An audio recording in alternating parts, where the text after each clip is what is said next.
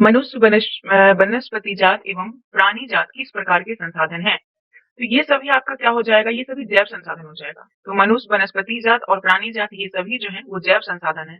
हमारे पर्यावरण में जितने भी उपलब्ध वस्तु हैं जो हमारी आवश्यकता को पूरा करते हैं, क्या करती हैं, हमारी आवश्यकता को पूरा करते हैं, जिसको बनाने के लिए प्रौद्योगिकी उपलब्ध है, जो आर्थिक रूप से संभाव्य और सांस्कृतिक रूप से मान्य है, यह क्या है, एक संसाधन है। क्या है, संसाधन।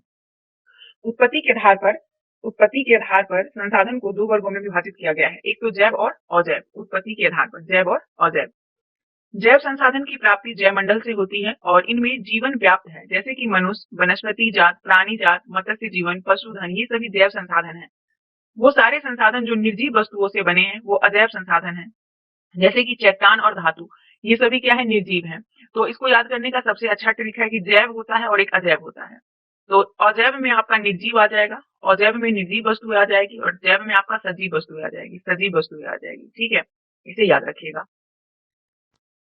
अब है कि संसाधन संसाधन के वर्गीकरण से संबंधित निम्नलिखित में कौन सा या से युग्म सुमेलित है?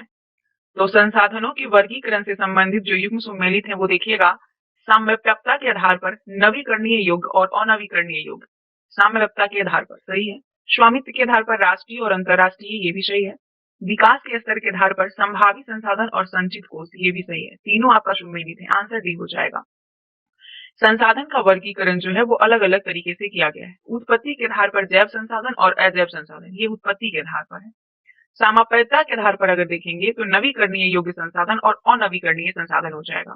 समाप्यता के आधार पर मतलब कि जो समाप्त होने वाला है, जिसमें नवीकरणीय जो है वो आपका क्या होगा, कभी समाप्त नहीं होगा, और अनवीकरणीय समाप्त हो जाता है। नवीकरणीय योग्य संसाधन वो संसाधन है जिन्हें भौतिक, रासायनिक या यांत्रिक प्रक्रिया द्वारा नवीकृत या फिर पुनः उत्पन्न किया जा सकता है, जैसे कि सौर तथा पवन ऊर्जा। सौर तथा पवन ऊर्जा ये कभी समाप्त नहीं होगा, इसका रिसाइकिल होते रहता है। जल, वन, वन्य जीवन, है ना। अनवीकरणीय योग्य संसाधन वो संसाधन होते हैं जिनका विकास एक लंबे भूवैज्ञानिक अंतराल में होता है, एक लंबे भूवैज्ञानिक अंतराल में। खनिज और जीवाश्म ईंधन इसके संसाधन के उदाहरण हैं, जैसे कि कोयला वगैरह हो जाएगा।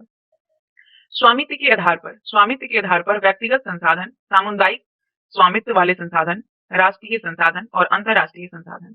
स्वामित्व के आधार पर ध्यान रखिएगा, व्यक्तिगत संसाधन, सामुदायिक स्वामित्व वाले संसाधन, राष्ट्रीय संसाधन और अंतरराष्ट्रीय संसाधन। व्यक्तिगत संसाधन जो होता है दोस्तों, व्यक्तिगत संसाधन ये हमारे पर्सनल व्यक्ति के स्वामित्व से होता है, किसी निजी जीवन से। बहुत से किसान के पास सरकार द्वारा आवंटित जगह होगा, जो कि सरकार के द्वारा दिया गया होगा किसान को, जिसके बदले में सरकार उनसे कुछ ना कुछ तो लेती ही होगी, फ्री में थोड़ी ना दी होगी। सरकार क्या करती है, लगान, सरकार को लगान चुकाना पड़ता है। तो बाग हो गया, चारागाह, तालाब और कुआं का जल आदि संसाधन के निजी स्वामित्व के कुछ उदाहरण है। ये सब क्या है, निजी स्वामित्व के कुछ उदाहरण है। सामुदायिक स्वामित्व वाले संसाधन, सामुदायिक स्वामित्व वाले संसाधन वो संसाधन है जो समुदाय के सभी सदस्य को उपलब्ध कराते हैं। समुदाय मतलब ग्रुप को। गांव की सामिलात भूमि यानी कि चारण भूमि, शमशान भूमि, तालाब, शमशान समझते हैं जहां पे लाश को जलाया जाता है या फिर उसे दफनाया जाता है। ठीक है। नगरीय क्षेत्र के सार्वजनिक पार्क हो गया, पिकनिक स्थल, खेल के मैदान, वहां रहने वाले लोगों के लिए उपलब्ध होता है, उसे बोलते हैं सामुदायिक स्वामित्व वाले संसाधन। अब है विकास के आधार पर। विकास के आधार पर एक होता है संभावित संसाधन, दूसरा होता है विकसित संसाधन। विकसित संसाधन भंडार और संचित कोष। जो संभावित संसाधन होते हैं वो संसाधन जो किसी प्रदेश में विद्यमान होते हैं, कहाँ, जो किसी प्रदेश में, परंतु इनका उपयोग नहीं किया गया है। जैसे कि आप देखेंगे कि भारत के पश्चिमी भाग, विशेषकर राजस्थान और गुजरात में पवन और सौर ऊर्जा संसाधन की अपार संभावना है। कहाँ, राजस्थान और गुजरात में पवन ऊर्जा का बहुत ज्यादा मात्रा है, परंतु इनका सही ढंग से क्या हो रहा है, विकास नहीं हो पा रहा है। दूसरा है विकसित संसाधन। विकसित संसाधन वो संसाधन है जिनका सर्वेक्षण किया जा चुका है, उनके उपयोग की गुणवत्ता और मात्रा निर्धारित की जा चुकी है। भंडार पर्यावरण में उपलब्ध वो पदार्थ है। भंडार क्या है, भंडार पर्यावरण में उपलब्ध वो पदार्थ है जो मानव की आवश्यकता की पूर्ति कर सकता है, परंतु उपयुक्त प्रौद्योगिकी के अभाव में हमारी पहुंच से बाहर है। जैसे कि जल, दो ज्वलनशील गैसों हाइड्रोजन और ऑक्सीजन का यौगिक है जल। जल का सूत्र क्या होता है, H2O। हाइड्रोजन का दो और ऑक्सीजन का एक अणु मिलकर जो है और क्या बनाता है, जल बनाता है। तो ये दोनों क्या है, दो ज्वलनशील गैस हैं, हाइड्रोजन और ऑक्सीजन, और ये दोनों यौगिक हैं। यह ऊर्जा का मुख्य स्रोत बन सकता है, किसका, ऊर्जा का, परंतु इस उद्देश्य से इनका प्रयोग करने के लिए हमारे पास आवश्यक तकनीक ज्ञान का अभाव है, जो इसका हम सही ढंग से इस्तेमाल कर सके। तो यह संचित कोष संसाधन भंडार का हिस्सा है। संचित कोष क्या है कि ये भी हमारे भंडार का ही हिस्सा है। जिन्हें उपलब्ध तकनीकी ज्ञान की सहायता से प्रयोग में लाया जा सकता है, परंतु इनका उपयोग अभी आरंभ नहीं हुआ है। इनका उपयोग भविष्य में आवश्यक पूर्ति के लिए किया जा सकता है। बांधों का जल, वन आदि संचित कोष हैं। बांधों का जल, वन, ये सभी संचित कोष हैं जिनका उपयोग भविष्य में किया जा सकता है। ठीक है। तीसरा चैप्टर है कि रियो डी जेनेरो पृथ्वी सम्मेलन 1992 में किन समस्या का हल ढूंढने का प्रयास किया गया था।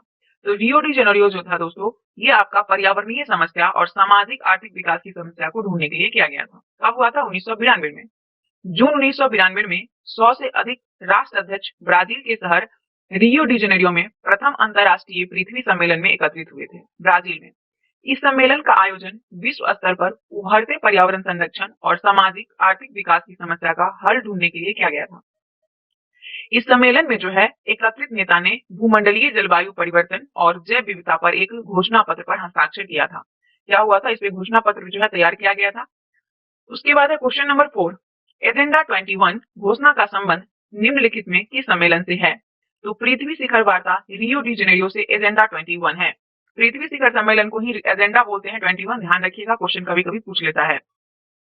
पृथ्वी शिखर वार्ता रियो डी जेनेरो में भूमंडलीय वन सिद्धांतों यानी फॉरेस्ट प्रिंसिपल्स पर सहमति जताई गई और 21वीं शताब्दी में सतत पोषणीय विकास के लिए एजेंडा 21 को स्वीकृति प्रदान की गई। एजेंडा 21 एक घोषणा है। क्या है? एक घोषणा है जिसे संयुक्त राष्ट्र पर्यावरण और विकास सम्मेलन के तत्वावधान में राष्ट्र अध्यक्ष द्वारा जो है वो स्वीकृत किया गया था। किसके द्वारा? राष्ट्र अध्यक्ष के द्वारा। इसका उद्देश्य भूमंडलीय सतत पोषणीय विकास हासिल करना है। उद्देश्य क्या है? भूमंडलीय सतत पोषणीय विकास हासिल करना। यह एक कार्यसूची है जिसका उद्देश्य समान हितों, पारस्परिक आवश्यकताओं और सम्मिलित जिम्मेदारी के अनुसार विश्व सहयोग के द्वारा पर्यावरणीय क्षति, गरीबी और रोगों से निपटाना है।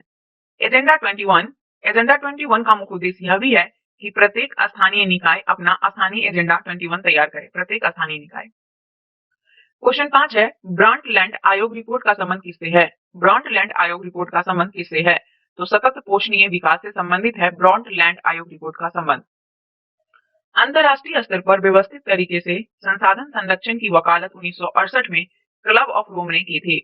अंतरराष्ट्रीय स्तर पर व्यवस्थित तरीके से संसाधन संरक्षण की जो वकालत है 1968 में किसने किया था? क्लब ऑफ रोम ने। उसके बाद 1974 में सुमेकर ने अपनी पुस्तक स्मॉल इज ब्यूटीफुल में इस विषय पर गांधी जी के दर्शन की एक बार फिर से पुनरावृत्ति की। 1987 में ब्रॉन्टलैंड आयोग रिपोर्ट द्वारा वैश्विक स्तर पर संसाधन संरक्षण में मूलाधार योगदान किया गया 1987 में, और इस रिपोर्ट ने सतत पोषणीय विकास की संकल्पना प्रस्तुत की और संसाधन संरक्षण की वकालत भी की। किसने? तो ब्रॉन्टलैंड आयोग रिपोर्ट ने जो है ये आपका सतत पोषणीय विकास की संकल्पना प्रस्तुत किया और संसाधन संरक्षण की वकालत भी किया।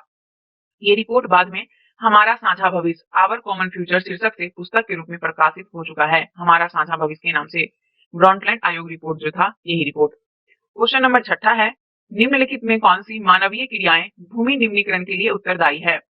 तो खनन, वनोन्मूलन, अत्यधिक सिंचाई और अति पशुचारण, ये सभी मानवीय क्रिया भूमि निम्नीकरण के लिए उत्तरदायी है। मानवीय क्रिया की जैसे कि वनोन्मूलन हो गया, अति पशुचारण यानी कि पशु का ज्यादा चरना, खनन, अत्यधिक सिंचाई, ये सभी भूमि के निम्नीकरण में भूमिका निभाता है। यहाँ पे देखेंगे खनन के उपरांत खादान वाले स्थान को गहरी खाइयों और मलबे के साथ खुला छोड़ दिया जाता है ना। खनन के कारण जो होता है वो वनोन्मूलन भी होता है, जो भूमि निम्नीकरण का एक प्रमुख कारण है। जब भी मिट्टी की खुदाई होगी तो क्या होगा? मिट्टी वहां का ढीला होगा, पानी वगैरह आएगा, हवा चलेगी, सारा मिट्टी वहां से उड़ जाएगा, बह जाएगा। और गुजरात हो गया, राजस्थान, मध्य प्रदेश, महाराष्ट्र, ये सभी अति पशुचारण भूमि निम्नीकरण का मुख्य कारण है। कौन कौन? गुजरात, महाराष्ट्र, मध्य प्रदेश, राजस्थान। और वही अत्यधिक सिंचाई से उत्पन्न जल क्रांता भी भूमि निम्नीकरण के लिए उत्तरदायी है, जिससे मृदा में लवणीयता और क्षारीयता बढ़ जाती है। अच्छा, मृदा में अगर लवणीयता और क्षारीयता बढ़ जाती है तो क्या मिलाना चाहिए जो इसे जो है नॉर्मल किया जा सके? मैं पिछले क्वेश्चन में बताइएगा कमेंट करके। खनिज प्रक्रिया जैसे कि सीमेंट उद्योग में चूना पत्थर को पीसना, और मृदा बर्तन उद्योग में चूना और सेलखरी के प्रयोग से क्या होता है कि बहुत सारी धूल जो है वो परत भूमि पर जम जाती है। धूल की परत भूमि पर जम जाती है तो मृदा की जल सोखने की प्रक्रिया को अवरुद्ध कर देती है।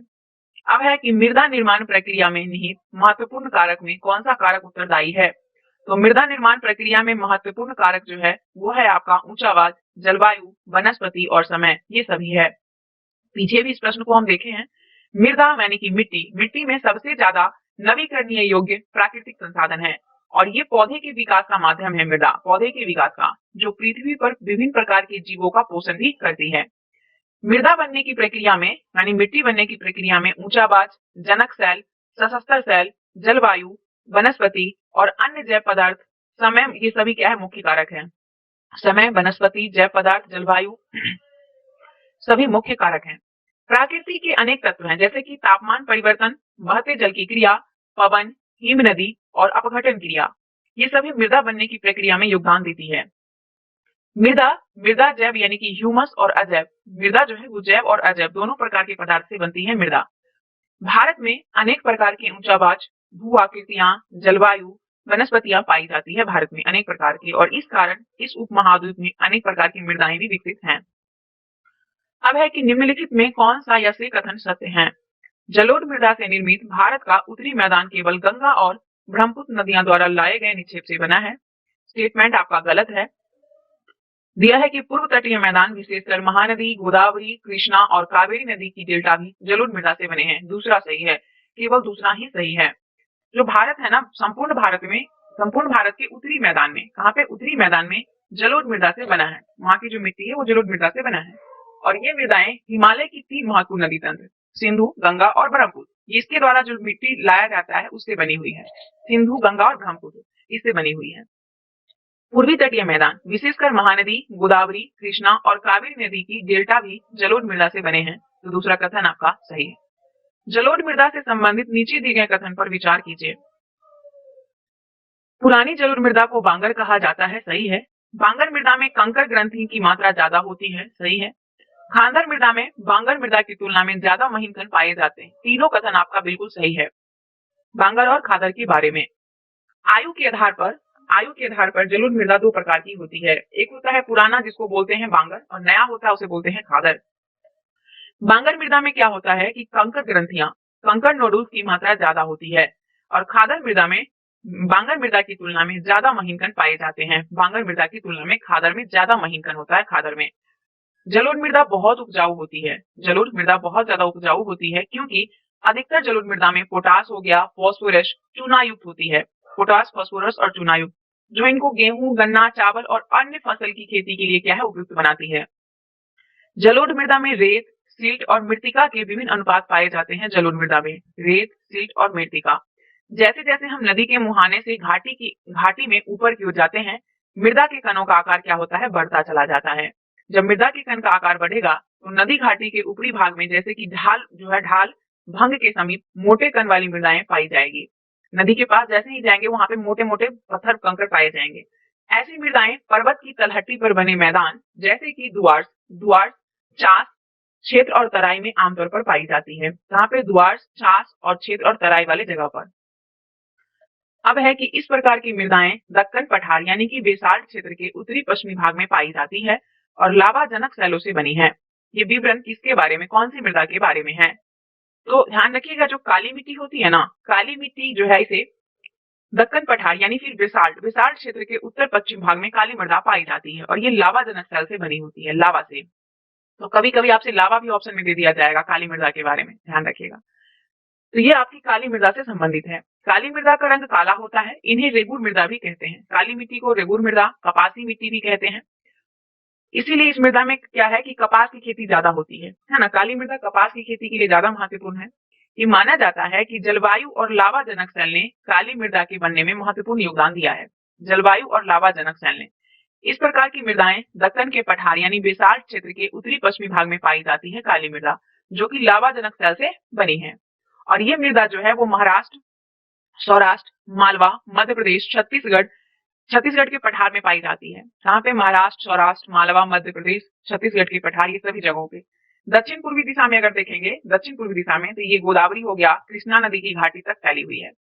काली मृदा बहुत महीन कण और मृत्तिका से बनी होती है। काली मृदा, इसकी नमी धारण करने की क्षमता अधिक होती है। काली मृदा नमी अधिक धारण करती है और इसके अलावे भी ये मृदाएं कैल्शियम कार्बोनेट, मैग्नीशियम, पोटास, चूने जैसे पोषक तत्वों से परिपूर्ण होती है। इसमें फास्फोरस की मात्रा बहुत कम होती है, काली मिट्टी में फास्फोरस की मात्रा। और इसमें क्या है कि गर्म और शुष्क मौसम में इन मृदा में गहरी दरारें पड़ जाती है। जिससे इनमें अच्छी तरह वायु मिश्रण हो जाती है। जब दरार पड़ेगी तो वायु इसमें अच्छे से मिक्स हो जाएगी।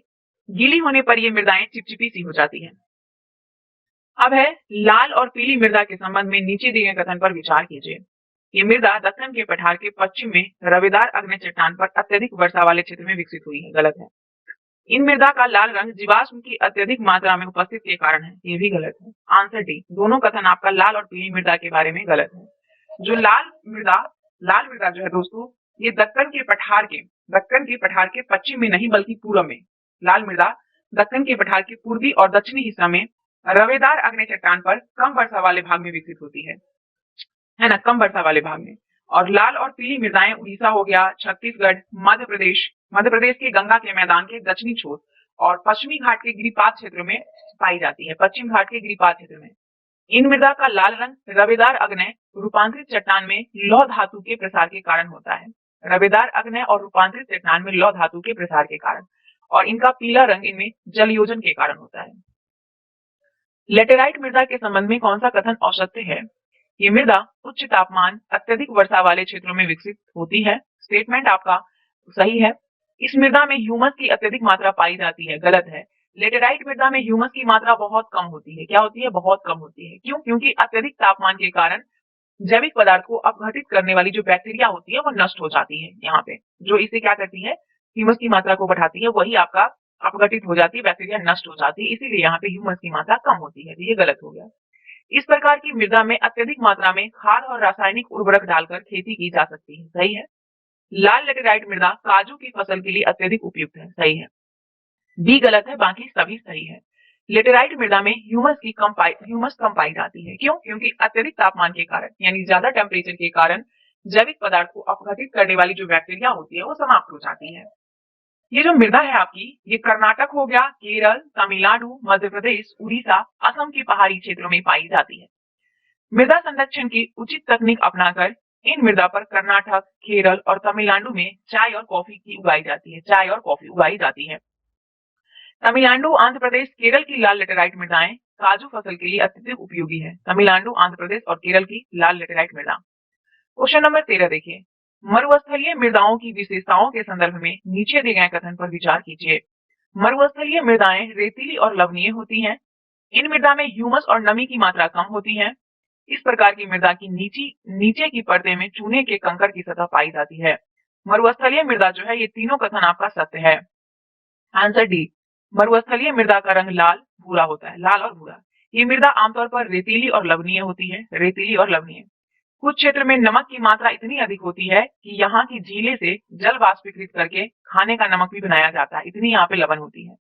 शुष्क जलवायु और उच्च तापमान के कारण जो है जल वाष्पन की दर अधिक है और मृदा में ह्यूमस और नमी की मात्रा कम होती है। मृदा की सतह के नीचे क्या होता है, कैल्शियम की मात्रा बढ़ती चली जाती है और नीचे की परतों में चूने के कंकड़ की सतह पाई जाती है, जिसके कारण मृदा में जल अंतःसंयंदन अवरुद्ध हो जाता है, यानी कि इनफिल्ट्रेशन हो जाता है। 14 नंबर क्वेश्चन है कि निम्नलिखित कथन पर विचार कीजिए। बहता जल मृत्तिका युक्त मृदाओं को काटते हुए गहरी वाहिकाओं बनाता है, जिसे अवनायिका कहते हैं। स्टेटमेंट सही है। बहता जल जो है वो मृत्तिका युक्त मृदा को काटती हुई एक गहरी वाहिका बनाती है और इस गहरी वाहिका को ही अवनायिका कहते हैं। उसके बाद है जब ऊपरी मिट्टी जो है वो जल में घुलकर बह जाती है तो उसे चादर अपरदन कहा जाता है। सीट इरोजन कहते हैं। ये भी सही है। सीट इरोजन किसे कहेंगे? जो ऊपर का मिट्टी होता है वो जल में घुलकर बह जाता है, उसे सीट अपरदन कहते हैं। मृदा के कटाव और उसके बहाव की प्रक्रिया को मृदा अपरदन कहा जाता है। मृदा के बनने अपरदन की क्रिया आमतौर पर साथ साथ चलती है और दोनों में संतुलन होता है। बहता हुआ जल मृत्तिका युक्त मृदाओं को काटते हुए गहरी वाहिका बनाती है, जिसे अवनायिका कहते हैं। अविनायिका। जो भूमि जोतने योग्य नहीं रहती है उसे उत्खात भूमि कहते हैं। वैसी भूमि जो जोतने योग्य नहीं है उसे क्या कहेंगे? उत्खात भूमि कहेंगे। चंबल बेसिन में ऐसी भूमि को खंडन भूमि कहते हैं। चंबल बेसिन में। तो कथन आपका एक सही था। दूसरा है कि कई बार जल विस्तृत क्षेत्र को ढके हुए ढाल के साथ नीचे की ओर बहता है और ऐसी स्थिति में इस क्षेत्र का जो ऊपरी मिट्टी होता है, यानी ऊपरी मृदा होती है, वो जल में घुलकर बह जाती है। इसे चादर अपरदन या फिर अस्तर अपक्षरण भी कहते हैं। तो दूसरा भी सही है। अब है पंजाब में भूमि निम्नीकरण का निम्नलिखित में से मुख्य कारण क्या है? तो पंजाब में भूमि निम्नीकरण का मुख्य कारण है अधिक सिंचाई। क्या है? अधिक सिंचाई। भूमि एक ऐसा संसाधन है जिसका उपयोग हमारे पूर्वज करते आए हैं। भूमि का हमारे पूर्वज करते आए हैं। भावी पीढ़ी भी इसी भूमि का उपयोग करेगी। कुछ मानव क्रिया जैसे कि वनोन्मूलन हो गया, अति पशुचारण हो गया, खनन ने भी भूमि के निम्नीकरण में मुख्य भूमिका निभाई है। पंजाब, हरियाणा, पश्चिम उत्तर प्रदेश में अधिक सिंचाई भूमि निम्नीकरण के लिए मुख्य रूप से उत्तरदायी है। कहाँ कहाँ पे? पंजाब में, पंजाब के बाद हरियाणा भी है, उत्तर प्रदेश का पश्चिमी इलाका हो गया, ये सभी काफी यहाँ पे सिंचाई होती है। अति सिंचन से उत्पन्न जल क्रांतता भी भूमि निम्नीकरण के लिए उत्तरदायी होती है। मतलब ज्यादा, अगर एक बार जान लीजिए कि ज्यादा कुछ भी हो जाता है ना, ओवर कुछ भी होना सही नहीं होता है, तो वही सिंचाई अगर ज्यादा होता है तो वो भी मिट्टी को क्या करता है? निम्नीकरण करने के लिए उत्तरदायी होता है, क्योंकि इससे मृदा में लवणीयता और क्षारीयता क्या हो जाती है? बढ़ जाती है। खनन के कारण झारखंड हो गया, छत्तीसगढ़, मध्य प्रदेश और उड़ीसा, ये सभी जैसे राज्य में वनोन्मूलन भूमि निम्नीकरण का कारण बना हुआ है। खनन के कारण गुजरात, राजस्थान, मध्य प्रदेश, महाराष्ट्र, यहाँ पे पशुचारण ज्यादा होती है। गुजरात, राजस्थान, मध्य प्रदेश, महाराष्ट्र में पशु बहुत ज्यादा चराया जाता है, जिससे कि भूमि निम्नीकरण जो है वो ज्यादा होती है। तो ये कुछ कारण थे। अब है निम्नलिखित में से किस क्षेत्र में सीढ़ीदार मतलब सोपानी खेती की जाती है? तो पश्चिमी और मध्य हिमालय में सीढ़ीदार यानी सोपानी खेती की जाती है। ढाल वाली भूमि पर सामुच्च रेखा के समानांतर हल चलाने से ढाल के साथ जल बहाव की गति घट जाती है और इसे सामुच्च जुताई कहा जाता है। क्या कहते हैं? सामुच्च जुताई, यानी कि काउंटर प्लगिंग कहा जाता है। जो ढाल वाली जगह होती है, ढाल वाली भूमि पर सोपान बनाए जा सकते हैं। सोपान यानी सीढ़ी। सोपान कृषि अपरदन को नियंत्रित करती है। पश्चिमी और मध्य हिमालय में सोपान या सीढ़ीदार कृषि विकसित होती है, पश्चिमी या फिर मध्य हिमालय में। बड़े खेतों को पट्टियों में बांटा जाता है। फसलों के बीच में घास की पट्टी उगाई जाती है फसल के बीच में। ये पवन द्वारा जनित बल को कमजोर करती है और इस तरीके की जो पट्टी होती है उसे पट्टी कृषि कहते हैं, यानी स्ट्रिप फार्मिंग कहते हैं। यानी कि जो जंगल का बीच बीच में जो पट्टी बनाया जाता है, क्योंकि इससे जो है वो पवन जो आता, हवा जो तेज चलेगी, इससे मिट्टी का अपरदन नहीं होगा, वो उसको रोकेगा, उसको मजबूत बनाएगा, और इसे ही कहते हैं पट्टी कृषि, स्ट्रिप फार्मिंग कहते हैं। शेल्टर बेल्ट ध्यान रखिएगा, पेड़ों को कतार में लगाकर, कतार मतलब कि स्कूल के टाइम में याद होगा कि हम लोगों के जो टीचर हुआ करते थे वो कहते थे कि हर एक स्टूडेंट के पीछे एक दूसरे का सिर छुपा होना चाहिए। सिर छुपा होने का मतलब कि पूरा स्ट्रेट लाइन होना चाहिए, कतार में खड़े हो, तो वही है। पेड़ों को कतार में लगाकर रक्षक मेखला यानी शेल्टर बेल्ट बनाने से भी पवन की गति कम होती है। और इन रक्षक पट्टियों का पश्चिम भारत में रेत के टीलों का, जो रेत का टीला होता है, रेत के टीले का अस्थायीकरण में महत्वपूर्ण योगदान रहा है। ठीक है, दूसरा चैप्टर स्टार्ट होता है यहाँ से, वन एवं वन्यजीव संसाधन। पहला क्वेश्चन इसमें कह रहा है दूसरा चैप्टर का कि वन एवं वन्यजीव संसाधन में कि आईयूसीएन का फुल फॉर्म भी जरूरी है, कभी कभी पूछता है। International union for conservation of nature, IUCN का फुल फॉर्म है। आईयूसीएन ने पौधे और प्राणी की जातियों को विभिन्न श्रेणियों में विभाजित किया है। इन श्रेणी के संदर्भ में नीचे दिए गए युगों में से कौन से सुमेलित हैं? तो चलिए इसे देखते हैं कौन सा सुमेलित है। संकटग्रस्त जातियां वो जातियां होता है कि जिन जातियों के लुप्त होने की खतरा हो। सही है, संकटग्रस्त जातियां जिन जाति के लुप्त होने की खतरा हो, सही दिया हुआ है। सुभेद वो जातियां हैं जिनकी संख्या घट रही हो, सही है। स्थानिक जातियां, इन जाति की संख्या बहुत कम है या सुभेद है, ये गलत है। 1 और 2 आपका सही सुमेलित है। बाकी अगर हम देखेंगे, फिर से एक बार देख लीजिए कि आईयूसीएन के अनुसार विभिन्न प्रकार के पौधे और प्राणी प्रजातियों को निम्नलिखित श्रेणी में विभाजित किया जा सकता है, जिसमें कि सबसे पहले नॉर्मल स्पीसीज, सामान्य प्रजातियां। ये वो प्रजातियां हैं जिनकी संख्या जीवित रहने के लिए सामान्य मानी जाती है, जीवित रहने के लिए ये है सामान्य प्रजातियां। दूसरा है संकटग्रस्त प्रजाति। संकटग्रस्त में ये वो प्रजातियां हैं जिनके लुप्त होने का खतरा है, लुप्त होने का, जिन विषम परिस्थिति के कारण इनकी संख्या कम हुई है, यदि वो जारी रहती है तो इन प्रजाति का जीवित रहना कठिन है ना। सुभेद प्रजातियां, ये वो प्रजातियां हैं जिनकी संख्या घट रही है, उसे सुभेद प्रजाति कहते हैं, जिनकी संख्या घट रही हो। यदि इनकी संख्या पर विपरीत प्रभाव डालने वाली परिस्थिति नहीं बदली जाती है और इनकी संख्या घटती ही रहती है तो यह संकटग्रस्त प्रजाति की श्रेणी में शामिल हो जाएगी। ठीक है, सुभेद प्रजातियां। तीसरा है स्थानिक प्रजाति, इंडेमिक स्पीसीज। ये होता है कि प्राकृतिक या भौगोलिक सीमाओं से अलग विशेष क्षेत्र में पाए जाने वाली प्रजातियां, अतः तीसरा युग्म सुमेलित नहीं है। स्थानिक प्रजाति वो प्रजाति होती हैं जो प्राकृतिक या भौगोलिक सीमाओं से अलग विशेष क्षेत्र में पाई जाती है। लुप्त प्रजाति जो होती है, ये वो प्रजाति है जो इनके रहने के आवास में खोज करने पर अनुपस्थित पाई जाती है। मान लीजिए कि जहाँ पे वो जानवर पहले रहता था, अगर वहां पे जाके खोजा जाए, वो अगर नहीं मिले, अनुपस्थित हो, तो ये प्रजातियां स्थानीय क्षेत्र, प्रदेश, देश, महाद्वीप या पूरी पृथ्वी से लुप्त हो गई है। अगला है कि इनमें से कौन सी टिप्पणी प्राकृतिक वनस्पति जात और प्राणी जात के हर्ष का प्रमुख कारण नहीं है। तो पशुचारण और ईंधन, लकड़ी एकत्रित करना। हमने प्रकृति को संसाधन में परिवर्तित कर वन एवं वन्यजीव को काफी नुकसान पहुंचाया है। इसने मानव ने ही पहुंचाया है। भारत में वनों का सबसे बड़ा नुकसान औपनिवेशिक काल में रेल लाइन, कृषि, व्यवसाय, वाणिज्य, वानिकी, खनन क्रियाओं में वृद्धि से हुआ है। अगर पूछा जाता है प्रश्न कि भारत में वन का सबसे ज्यादा नुकसान किस चीज से होता है, तो वो आपका रेल लाइन से, कृषि से, व्यवसाय से, वाणिज्य, वानिकी से और खनन क्रिया से। स्वतंत्रता प्राप्ति के बाद भी वन संसाधन की सिकुड़नों में कृषि का फैलाव महत्वपूर्ण कारक में से एक है। कृषि का फैलाव अधिकतर जनजाति क्षेत्र, विशेषकर जो पूर्वोत्तर और मध्य भारत में स्थानांतरी यानी कि झूम खेती के चलते वनों की कटाई या निम्नीकरण हुआ है।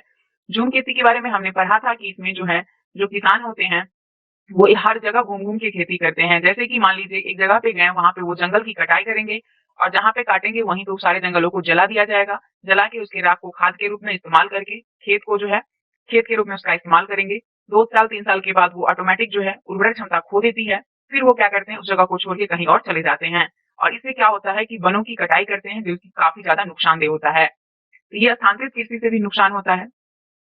बड़ी विकास परियोजना ने भी वनों को बहुत नुकसान पहुंचाया है। नदी घाटी परियोजना के कारण हजारों वर्ग किलोमीटर से अधिक वन को साफ करना पड़ा या जलमग्न होना पड़ा। यह प्रक्रिया अभी भी जारी है, नदी घाटी परियोजना वाला। और बहुत से वन अधिकारी और पर्यावरणविद ये मानते हैं कि वन संसाधन की बर्बादी में पशुचारण और ईंधन के लिए लकड़ी कटाई मुख्य भूमिका निभा रहा है।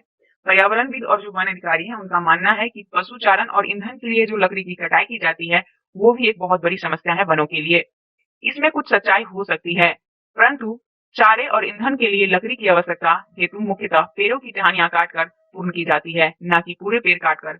इसीलिए आंसर सी सही है ना।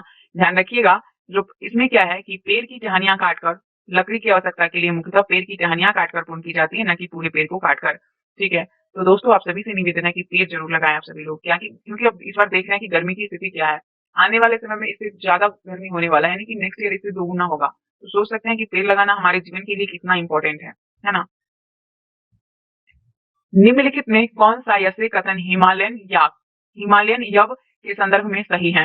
हिमालयन यव के बारे में सही है। सबसे पहले हिमालयन यव हिमालय प्रदेश और अरुणाचल प्रदेश में पाया जाने वाला एक औषधीय पौधा है। इस पेड़ की छाल, पत्तियां, टहनियां का उपयोग कैंसर के उपचार के लिए किया जाता है। आंसर सी होगा। 1 और 2 दोनों स्टेटमेंट सही है। हिमालयन यव यानी चीड़ की एक प्रकार का सदाबहार वृक्ष है। चीड़ क्या है? एक सदाबहार वृक्ष है। एक औषधीय पौधा है जो हिमाचल प्रदेश और अरुणाचल प्रदेश के कई क्षेत्रों में पाया जाता है। चीड़। इस पेड़ की छाल, पत्तियां, टहनियां, जड़ों से टैक्सोल नामक रसायन निकाला जाता है। इसे कैंसर रोग के उपचार के लिए प्रयोग किया जाता है। किसके लिए? कैंसर के लिए। अत्यधिक खपत से इस पादप प्रजाति को खतरा पैदा हो गया। ठीक है, अगला है क्वेश्चन नंबर 4। भारतीय वन्यजीव अधिनियम 1972 के अंतर्गत शामिल है वन्यजीव के आवास का कानूनी संरक्षण, संकटग्रस्त वन्यजीव के शिकार पर प्रतिबंध, वन्यजीव के अंगों के व्यापार पर रोक। ये तीनों आपका भारतीय वन्यजीव अधिनियम 1972 के अंतर्गत सम्मिलित हैं। वन्यजीव सुरक्षा के लिए भारतीय वन्यजीव संरक्षण अधिनियम 1972 लागू किया गया, जिसमें कि वन्यजीवों के आवास रक्षण के अनेक प्रावधान थे। संपूर्ण भारत में यानी पूरे भारत में रक्षित प्रजाति की सूची भी प्रकाशित की गई। जो इस कार्यक्रम के तहत बची हुई संकटग्रस्त प्रजाति है, उसके बचाव पर, शिकार पर प्रतिबंध कर, वन्यजीव आवास का कानूनी रक्षण और जंगली जीवों के व्यापार पर रोक लगाने आदि पर प्रबल जोर दिया गया। क्योंकि सभी जानवरों का डाटा जो है तैयार करना ये पॉसिबल नहीं हो पाता है, कुछ ना कुछ छूट ही जाते हैं, है ना। तो उससे इसको फायदा हो जाएगा। इसके पश्चात केंद्रीय सरकार, कई राज्य सरकारों ने राष्ट्रीय उद्यान और वन्यजीव अभ्यारण्य भी स्थापित किए हैं केंद्र सरकार ने। अब है प्रोजेक्ट टाइगर की शुरुआत कब हुई थी। तो प्रोजेक्ट टाइगर की शुरुआत 1973 में हुई थी। प्रोजेक्ट टाइगर की शुरुआत, प्रोजेक्ट टाइगर विश्व के बेहतरीन वन्यजीव परियोजना में से एक है। 1973 में शुरुआत हुई। भारत और नेपाल दुनिया के 2/3 बाघों को आवास उपलब्ध कराते हैं। भारत और नेपाल, ये देश ही शिकार, चोरी और गैर कानूनी व्यापार करने वालों के मुख्य निशाने पर है। ध्यान रखिएगा, बाघ टाइगर स्टेट जो है मध्य प्रदेश को कहा जाता है, क्योंकि बाघों की संख्या सबसे ज्यादा भारत में कहीं है तो वो है मध्य प्रदेश में। निम्नलिखित में कौन से राष्ट्रीय उद्यान बाघ संरक्षण परियोजना यानी प्रोजेक्ट टाइगर के अंतर्गत सम्मिलित है? तो प्रोजेक्ट टाइगर के अंतर्गत सम्मिलित है बाघवगढ़, उसके बाद है सरिस्का और मानस। आंसर आपका डी हो जाएगा। दाजीगम राष्ट्रीय उद्यान बाघ संरक्षण परियोजना के अंतर्गत शामिल नहीं है। दाजीगम राष्ट्रीय उद्यान की स्थापना 1981 में हुई थी। कब हुई थी राष्ट्रीय उद्यान की स्थापना? दाजीगम राष्ट्रीय उद्यान की 1981 में। जम्मू कश्मीर के उष्ण शीतोष्ण कटिबंध में ये स्थित है, जो श्रीनगर से मात्र 22 किलोमीटर की दूरी पर है। दाजीगम राष्ट्रीय उद्यान को हंगुल या फिर कश्मीरी हिरन का घर भी कहते हैं। दाजीगम को। बीज बचाओ आंदोलन का संबंध किस राज्य से है? बीज बचाओ आंदोलन उत्तराखंड से संबंधित है। बीज बचाओ आंदोलन टिहरी उत्तराखंड के किसान द्वारा शुरू किया गया आंदोलन है। यहाँ के किसान ने देखा कि जो रासायनिक उर्वरक है उसके प्रयोग के बिना भी विविध फसल के उत्पादन जो है आर्थिक रूप से व्यवहार कृषि उत्पादन संभव है। मतलब कि उर्वरक का प्रयोग जो है न करके भी। तो ये उत्तराखंड के संबंधित है। निम्नलिखित में कौन सा संरक्षण तरीका समुदाय को सीधी भागीदारी नहीं करता है? तो वन्यजीव अभ्यारण्य का परिसीमन। चिपको आंदोलन, ध्यान रखिएगा, चिपको आंदोलन, बीज बचाओ आंदोलन, संयुक्त वन प्रबंधन संसाधन के संरक्षण में समुदाय का सीधी भागीदारी करता है। चिपको आंदोलन, संयुक्त वन प्रबंधन और बीज बचाओ आंदोलन ये सीधी समुदाय को सीधी भागीदारी करता है। उत्तराखंड का प्रसिद्ध चिपको आंदोलन न केवल कई क्षेत्रों में वन काटने रोकने में कामयाब रहा, यह भी दिखाया गया है कि स्थानीय पौधे की प्रजाति का प्रयोग करके सामुदायिक वानिकीकरण अभियान को सफल बनाया गया। सामुदायिक वानिकीकरण को भी अभियान बनाया चिपको आंदोलन। टिहरी में किसान जो बीज बचाओ आंदोलन शुरू किया, ये बीज बचाओ आंदोलन या फिर नावदान्या ने दिखाया गया है कि जो रासायनिक खाद है, रासायनिक खाद के उपयोग के बिना भी आर्थिक लाभ प्राप्त किया जा सकता है।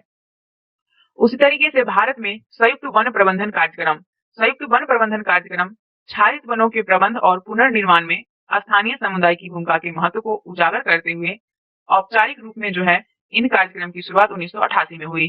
कब? 1988 में। उड़ीसा राज्य में हुई थी। कहाँ पे? उड़ीसा में। वन विभाग के अंतर्गत संयुक्त वन प्रबंधन क्षारित वनों के बचाव के लिए कार्य करता है, वन के बचाव के लिए।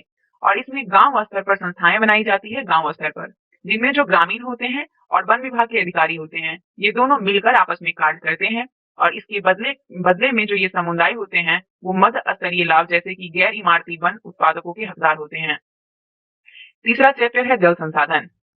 निम्नलिखित में कौन सा या से कथन बहुउद्देशीय नदी परियोजना से संबंध में सत्य है?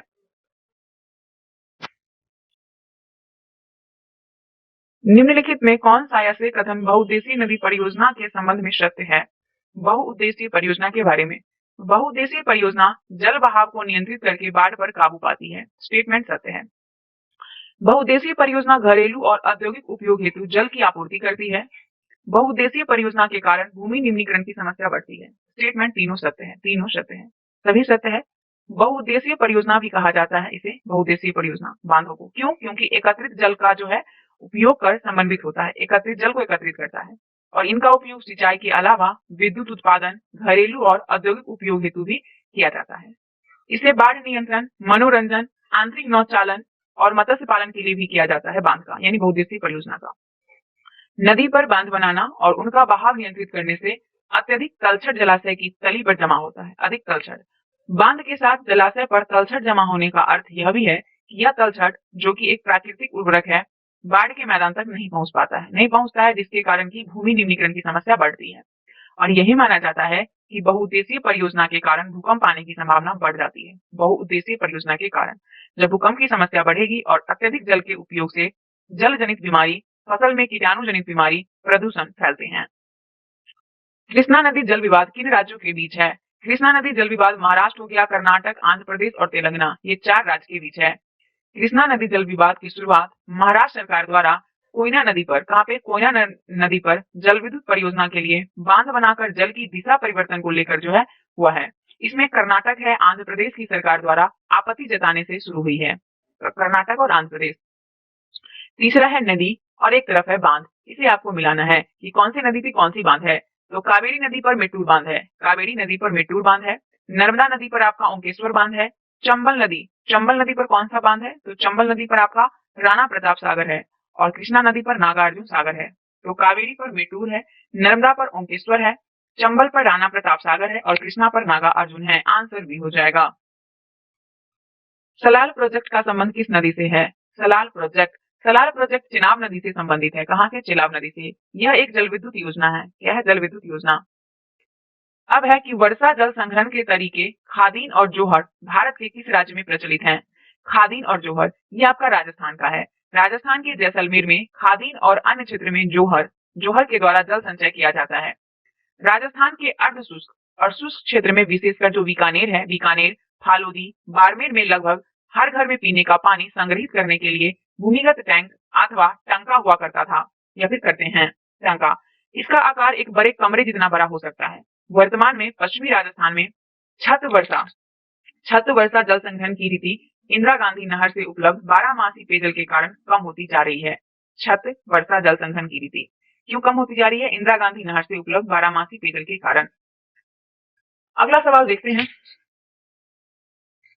अगला चैप्टर यहाँ से स्टार्ट हो जाता है कृषि। निम्नलिखित में कौन सी विशेषताएं निर्वाह कृषि से संबंधित है? निर्वाह कृषि से निर्वाह कृषि भूमि के छोटे टुकड़े पर आदिम कृषि औजार के द्वारा खेती की जाती है। यह कृषि प्रायः मानसून पर निर्भर करती है। यह श्रम प्रधान कृषि है। श्रम मतलब मजदूर। फसल की उत्पादकता मृदा की प्राकृतिक उर्वरता पर निर्भर करती है। सभी स्टेटमेंट आपका जो है निर्वाह कृषि के बारे में सही है। भारत के कुछ भागों में अभी भी निर्वाह कृषि की जाती है। कुछ भागों में जो प्रारंभिक जीवन था वो निर्वाह कृषि भूमि के छोटे छोटे टुकड़े आदिम कृषि औजार जैसे कि लकड़ी के हल, दाव, डिगिंग स्टिक्स आदि द्वारा परिवार और समुदाय श्रम की मदद से की जाती थी। और निर्वाह कृषि और ये कृषि जो है मानसून मृदा की प्राकृतिक उर्वरता फसल उगाने के लिए अन्य पर्यावरणीय परिस्थिति पर क्या करती थी? निर्भर रहती थी। तो निर्वाह कृषि किस पर आधारित थी? पर्यावरण परिस्थितिकी और मानसून पर निर्भर होती थी। और यह कर्तन दहन प्रणाली कृषि है। इसे ही निर्वाह कृषि को ही कर्तन दहन प्रणाली कृषि भी कहते हैं। अब है कि भारत के कुछ भाग में अभी भी कर्तन दहन प्रणाली कृषि प्रचलित है। इस कृषि को देश के भिन्न भिन्न भागों में अलग अलग नामों से जाना जाता है। इस कृषि से संबंधित क्षेत्र और उनके प्रचलित नाम के संदर्भ में नीचे दी गई सूची को आपस में मिलाइए। तो निर्वाह कृषि या फिर कर्तन दहन कृषि को किस राज्य में किस नाम से जाना जाता है? देखिए, अंडमान निकोबार द्वीप समूह में इसे दीपा कहते हैं। अंडमान निकोबार द्वीप समूह में दीपा, देखिए द्वीप है, यहाँ पे दीपा हो जाएगा। मध्य प्रदेश में इसे वेवर कहते हैं। मध्य प्रदेश में इसे वेवर कहते हैं। ठीक है। पश्चिमी घाट में इसे कुमारी कहते हैं। पश्चिमी घाट में कुमारी। झारखंड में इसे कुरुबा कहते हैं। झारखंड में इसे कुरुबा कहते हैं। ठीक है, सामने ही सही है, आंसर आपका ए हो जाएगा। अब देखते हैं और भी यहाँ पे दिया हुआ है। मध्य प्रदेश में बेवर या दाहिया दोनों कहा जाता है। बेवर या दाहिया। आंध्र प्रदेश में इसे पोंडू अथवा पेंडा भी कहते हैं। आंध्र प्रदेश में। पश्चिमी घाट में कुमारी हो गया। अंडमान निकोबार में दीपा हो गया। हिमालयन क्षेत्र में खिल कहते हैं। हिमालयन क्षेत्र में खिल। झारखंड में इसे कुरुबा कहते हैं। उत्तर पूर्वी राज्य जो कि आपका असम है, मिजोरम है, नागालैंड है, यहाँ सभी पे झूम किसे कहते हैं? क्या कहते हैं? झूम। और उड़ीसा में इसे पामाडामी या कोमाना या बिगड़ा, पामाडामी कोमाना या बिगड़ा भी कहते हैं। साथ ही जो ये कर्तन दहन प्रणाली है, कर्तन दहन प्रणाली कृषि, इसको मैक्सिको और मध्य अमेरिका में मिलप्पा, वेनेजुएला में कोनुको, ब्राजील में रोका, मध्य अफ्रीका में मोसिलो, इंडोनेशिया में लदांग और वियतनाम में रे के नाम से जाना जाता है। अब है निम्नलिखित में कौन उस कृषि प्रणाली को दर्शाती है जिसमें एक ही फसल लंबे चौड़े क्षेत्र में उगाई जाती है? तो वो है रोपण कृषि। रोपण कृषि एक प्रकार का वाणिज्य कृषि है। रोपण कृषि क्या है? वाणिज्य। और इस प्रकार खेती में लंबे चौड़े क्षेत्र में एक ही फसल उगाई जाती है। जो रोपण कृषि है, रोपण कृषि ये उद्योग और कृषि के बीच एक अंतरापृष्ठ है। क्या है? अंतरापृष्ठ यानी इंटरफेस है। रोपण कृषि व्यापक क्षेत्र में की जाती है, यानी ज्यादा मात्रा में की जाती है, जो अत्यधिक पूंजी और श्रमिक की सहायता से की जाती है। भारत में चाय, कॉफी, रबर, गन्ना, ये सभी चाय, कॉफी, रबर, गन्ना, इसके अलावा केला, ये सभी जो है महत्वपूर्ण रोपण फसल है। रोपण कृषि में उत्पादन बिक्री के लिए होता है। जो रोपण कृषि होता है इसमें बिक्री को नजर रखते हुए इसका उत्पादन किया जाता है। इसीलिए इसके विकास में परिवहन तथा संचार साधन से संबंधित उद्योग और बाजार महत्वपूर्ण योगदान देते हैं। अब है भारत में शास्त्र प्रारूप के संबंध में नीचे दिए गए कथन पर विचार कीजिए। रबी की फसलें को शीत ऋतु में बोया जाता है। खरीफ की फसलें मानसून के आगमन के साथ बोई जाती है। रबी और खरीफ फसल ऋतुओं के बीच ग्रीष्म ऋतु में बोई जाने वाली फसल को जायद कहते हैं। असत्य कथन बताना है। तो असत्य कथन इनमें से कोई नहीं है, सभी सही है। हमारा भारत जो है, भारत एक विशाल भौतिक विविधता और सांस्कृतिक बहुलताओं वाला देश है। हमारा भारत जो देश में कृषि पद्धति शास्त्र प्रारूप में प्रतिबिंबित होता है। भारत में 3 शास्त्र ऋतु हैं, 3, रबी, खरीफ और जायद। ये 3 प्रकार से जो रबी की फसल होती है वो शीत ऋतु में यानी कि अक्टूबर से दिसंबर के मध्य बोया जाता है। और ग्रीष्म ऋतु होता है अप्रैल से जून में काटा जाता है। उसी तरीके से खरीफ फसल जो है ये मानसून के आगमन के साथ बोई जाती है और सितंबर टू अक्टूबर में इसे काट ली जाती है। रबी और खरीफ की फसलों के बीच ग्रीष्म ऋतु में बोई जाने वाली फसल को जायद कहते हैं। जो रबी और खरीफ दोनों के बीच के मौसम में यानी कि ग्रीष्म ऋतु में बोई जाती है उसे जायद कहते हैं। जायद फसल में आपका तरबूज है, खरबूज है, खीरा हो जाएगा, सब्जियां, चारे की खेती, ये सभी की जाती है जायद में। अब है निम्नलिखित में कौन सी खरीफ फसलें हैं? मक्का, चना, बाजरा और सोयाबीन। इसमें से जो आपका है चना को छोड़ के सभी खरीफ फसलें हैं। मक्का, बाजरा, सोयाबीन खरीफ फसल है। खरीफ फसल में चावल होगा मक्का, ज्वार, बाजरा, अरहर, मूंग, उड़द, कपास, जूट, मूंगफली, सोयाबीन है। जबकि गेहूं, चना, जौ, मटर, सरसों ये सभी रबी फसल है। क्या है? रबी फसल। निम्नलिखित में कौन सी दलहन फसल मृदा की उर्वरता में कोई वृद्धि नहीं करती है? तो निम्नलिखित में से कौन सी दलहन फसल मृदा की उर्वरता में कोई वृद्धि नहीं करती है? तो वो फसल है आपका अरहर यानी तुअर। अरहर जो है ये फसल होने मतलब ये फलीदार फसल होने के नाते अरहर को छोड़कर अन्य सभी दालें वायु से नाइट्रोजन लेकर भूमि की उर्वरता को बनाए रखती है। और भारत जो है विश्व में दालों का सबसे बड़ा उत्पादक और उपभोक्ता देश है भारत, है ना। भारत में जो है भारत शीत ऋतु में शीतोष्ण पश्चिमीय विक्षोभ से होने वाली वर्षा किन फसलों के अधिक उत्पादन में सहायक होती है? तो केवल रबी में। शीत ऋतु में शीतोष्ण पश्चिमी विक्षोभ से होने वाली वर्षा रबी फसल के लिए ज्यादा सहायक होती है। चावल की कृषि से संबंधित नीचे दिए गए कथन पर विचार कीजिए। चावल मुख्यतः रबी फसल है, सही है? नहीं, सही नहीं, आपको सही गलत है। चावल की कृषि के लिए उच्च तापमान 25 डिग्री सेल्सियस से अधिक की आवश्यकता होती है। चावल की कृषि के लिए 100 सेंटीमीटर से अधिक वर्षा की आवश्यकता होती है। 2 और 3 आपका सत्य है। 2 और 3 पहला गलत है। जो चावल है ना मुख्यतः खरीफ या उष्णकटिबंधीय फसल है चावल, ना कि रबी फसल है। चावल उगाने के लिए आपको 25 डिग्री सेल्सियस से ऊपर जो है आपको तापमान चाहिए यानी उच्च तापमान चाहिए। आर्द्रता की बात करें तो अधिक चाहिए यानी वर्षा 100 सेंटीमीटर से अधिक की आवश्यकता होती है। कम वर्षा वाले क्षेत्र में इसे सिंचाई करके उगाया जाता है। भारत में चावल उत्तर और उत्तर पूर्वी मैदान, तटीय क्षेत्रों और डेल्टाई प्रदेश में उगाया जाता है। डेल्टाई क्षेत्रों में। गेहूं की फसल के संबंध में कौन सा कथन सही है? गेहूं के बारे में, इस फसल को उगाने के लिए समान रूप से वितरित 50 से 75 सेंटीमीटर वार्षिक वर्षा की आवश्यकता होती है। सही है। उत्तर पश्चिम भारत में गंगा सतलुज का मैदान प्रमुख गेहूं उत्पादक क्षेत्र है। दोनों स्टेटमेंट सत्य है। गेहूं भारत की दूसरी सबसे महत्वपूर्ण खाद्यान्न फसल है जो देश के उत्तर और उत्तरी पश्चिमी भाग में उगाई जाती है। इस रबी की फसल को उगाने के लिए शीत ऋतु और पकने के समय खिली धूप की आवश्यकता होती है। इसे उगाने के लिए समान रूप से वितरित 50 से 75 सेंटीमीटर वार्षिक वर्षा की भी आवश्यकता होती है। देश में गेहूं उगाने वाले 2 मुख्य क्षेत्र हैं, उत्तर पश्चिम में गंगा सतलुज का मैदान और दक्कन का काली मिट्टी वाला प्रदेश। तो उत्तर पश्चिम में गंगा सतलुज का मैदान और दक्कन का काली मिट्टी वाला प्रदेश। अब है कि मोटे अनाज के संबंध में निम्नलिखित में कौन सा कथन सही है? तो दिया है कि मोटे अनाज में पोषक तत्व की मात्रा अत्यधिक होती है। सही है। ज्वार, बाजरा और रागी भारत में उगाए जाने वाले मुख्य मोटे अनाज है। दोनों स्टेटमेंट आपका मोटे अनाज के बारे में सही है। ज्वार है, बाजरा, रागी ये भारत में उगाए जाने वाले मुख्य मोटे अनाज है। मोटा अनाज जो है मोटा अनाज इसे कहते हैं और जिसे ज्वार, बाजरा, रागी को ये मोटा अनाज कहते हैं। परंतु इनमें पोषक तत्वों की मात्रा अत्यधिक होती है। जैसे कि उदाहरणतः अगर देखेंगे तो रागी में प्रचुर मात्रा में आयरन, कैल्शियम, सूक्ष्म पोषक तत्व और भूसी निकलती है रागी में। अगला प्रश्न है कि यह खरीफ के अंतर्गत बोई जाने वाली ऐसी फसल है जो खाद्यान्न, चारा दोनों रूप में प्रयोग होती है। ये फसल 21 डिग्री सेल्सियस से 27 डिग्री सेल्सियस तापमान में और पुरानी जलोढ़ मिट्टी पर अच्छी प्रकार से उगाई जाती है। ये फसल है आपका मक्का। मक्का की जो फसल है दोस्तों ये खरीफ के अंतर्गत बोई जाती है जिसमें कि जो खाद्यान्न और चारा दोनों के लिए उपयोगी है। इसमें 21 डिग्री सेल्सियस से 27 डिग्री सेल्सियस तापमान और पुरानी जलोढ़ मिट्टी इसके लिए अच्छी होती है। वही जौ और चना एक रबी फसल है। जौ और चना रबी फसल है। सोयाबीन और मक्का खरीफ फसल है। सोयाबीन का उपयोग खाद्य तेल के लिए किया जाता है।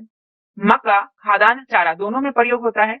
21 डिग्री सेल्सियस से 27 डिग्री सेल्सियस तापमान और पुरानी जलोढ़ मिट्टी पर अच्छी प्रकार से उगाई जाती है। गन्ने की फसल के संबंध में नीचे दिए गए कथन पर विचार कीजिए। गन्ना एक उष्ण और उपोष्ण कटिबंधीय फसल है। भारत गन्ने का सबसे बड़ा उत्पादक देश है। गन्ने की फसल के संबंध में नीचे दिए गए कथन पर विचार कीजिए। गन्ना एक उष्ण और उपोष्ण कटिबंधीय फसल है। सत्य पूछा गया है, सही है। भारत गन्ने का सबसे बड़ा उत्पादक देश है, ये गलत है। देखिए, गन्ना एक उष्ण और उपोष्ण कटिबंधीय फसल है। इसमें जो है फसल है 21 डिग्री सेल्सियस से 27 डिग्री सेल्सियस तापमान और 75 से 100 सेंटीमीटर वार्षिक वर्षा की जरूरत होती है। आर्द्र जलवायु चाहिए बोने के लिए, आर्द्र जलवायु। दूसरा कथन इसलिए गलत है, जो ब्राजील है, ब्राजील के बाद भारत गन्ने का दूसरा सबसे बड़ा उत्पादक देश है। भारत में उत्तर प्रदेश हो गया, महाराष्ट्र, तमिलनाडु, आंध्र प्रदेश, बिहार, पंजाब, हरियाणा, ये गन्ने का मुख्य उत्पादक राज्य है। अब है तिलहन। तिलहन की फसल के संबंध में नीचे दिए गए कथन पर विचार कीजिए। तिलहन, इनका उपयोग खाद्य पदार्थ के रूप में तथा प्रसाधन उद्योग में कच्चे माल के रूप में किया जाता है। तिल उत्तरी भारत में खरीफ की फसल है तथा दक्षिणी भारत में रबी की। दोनों कथन सही दिया हुआ है, दोनों कथन आपका सही दिया हुआ है।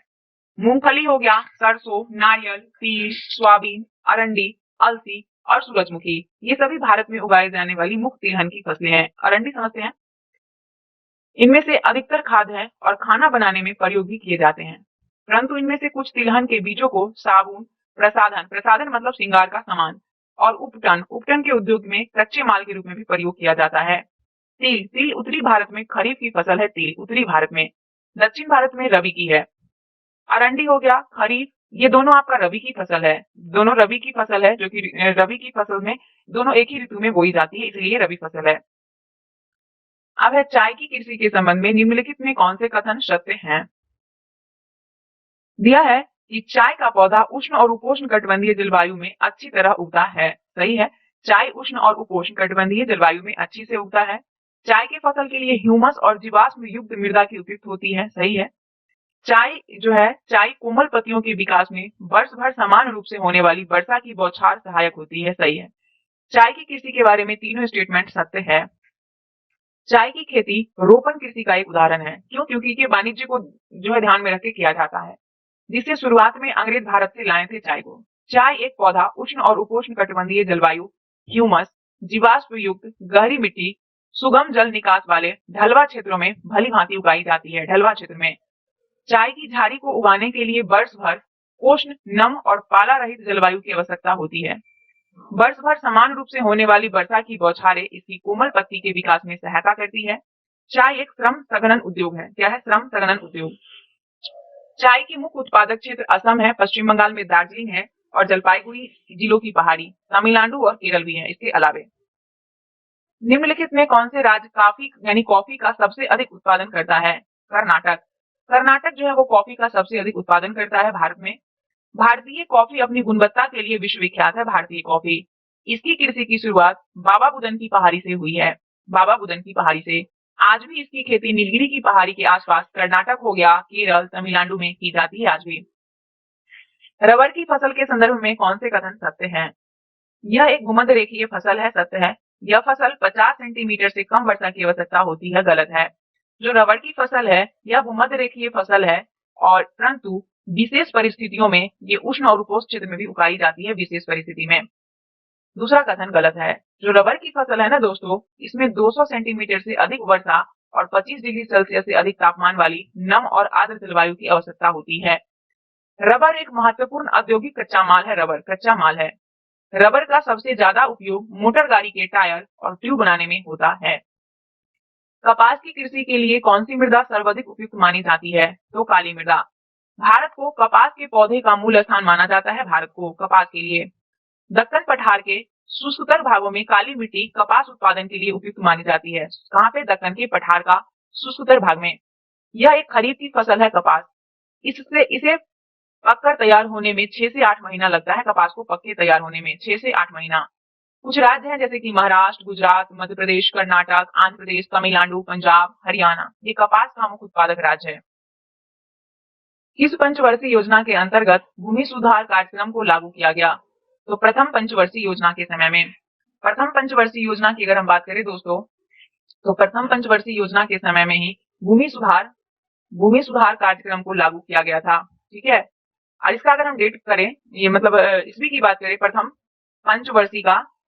पंचवर्षीय योजना का, तो कब से कब तक था? तो पहली पंचवर्षीय योजना जो देखेंगे वो आपका स्टार्ट हुआ था 1951 से 56 था। 51 से 56 है ना। उसके बाद देखते हैं अगला। 1950 के दशक में विनोबा भावे ने भूदान आंदोलन की शुरुआत किस राज्य में की? तो ये आपका आंध्र प्रदेश में है। जो विनोबा भावे थे, विनोबा भावे की गांधी के ग्राम स्वराज अवधारणा में गहरी आस्था थी। गांधी के ग्राम स्वराज अवधारणा में गांधी जी की शहादत के बाद उनके संदेश को लोगों तक पहुंचाने के लिए विनोबा भावे ने लगभग पूरे देश में पद यात्रा की। पद यात्रा मतलब पैदल चले। और एक बार जब वो आंध्र प्रदेश के एक गांव था जिसका नाम है पोंचमपल्ली, पोंचमपल्ली में लोगों को संबोधित कर रहे थे, तो कुछ भूमिहीन गरीब ग्रामीण ने उनके अपने आर्थिक भरण पोषण के लिए कुछ भूमि मांगी। अचानक श्री रामचंद्र रेड्डी उठ खड़े हुए और उन्होंने भूमिहीन ग्रामीण को 80 एकड़ भूमि बांटने की पेशकश की और इसे ही भूदान के नाम से जाना जाता है। वर्तमान में पोंचमपल्ली तेलंगाना राज्य में है, लेकिन पहले ये आंध्र प्रदेश में था। निम्नलिखित में किस आंदोलन को रक्त विहीन क्रांति की संज्ञा दी गई? तो भूदान ग्राम दान आंदोलन को, जो विनोबा भावे द्वारा शुरू किया गया भूदान ग्राम दान आंदोलन है, उसे रक्त विहीन क्रांति कहा गया। रक्त विहीन बोले या फिर रक्तहीन बोले, बात एक ही है। नीचे दिए गए कथन पर विचार कीजिए।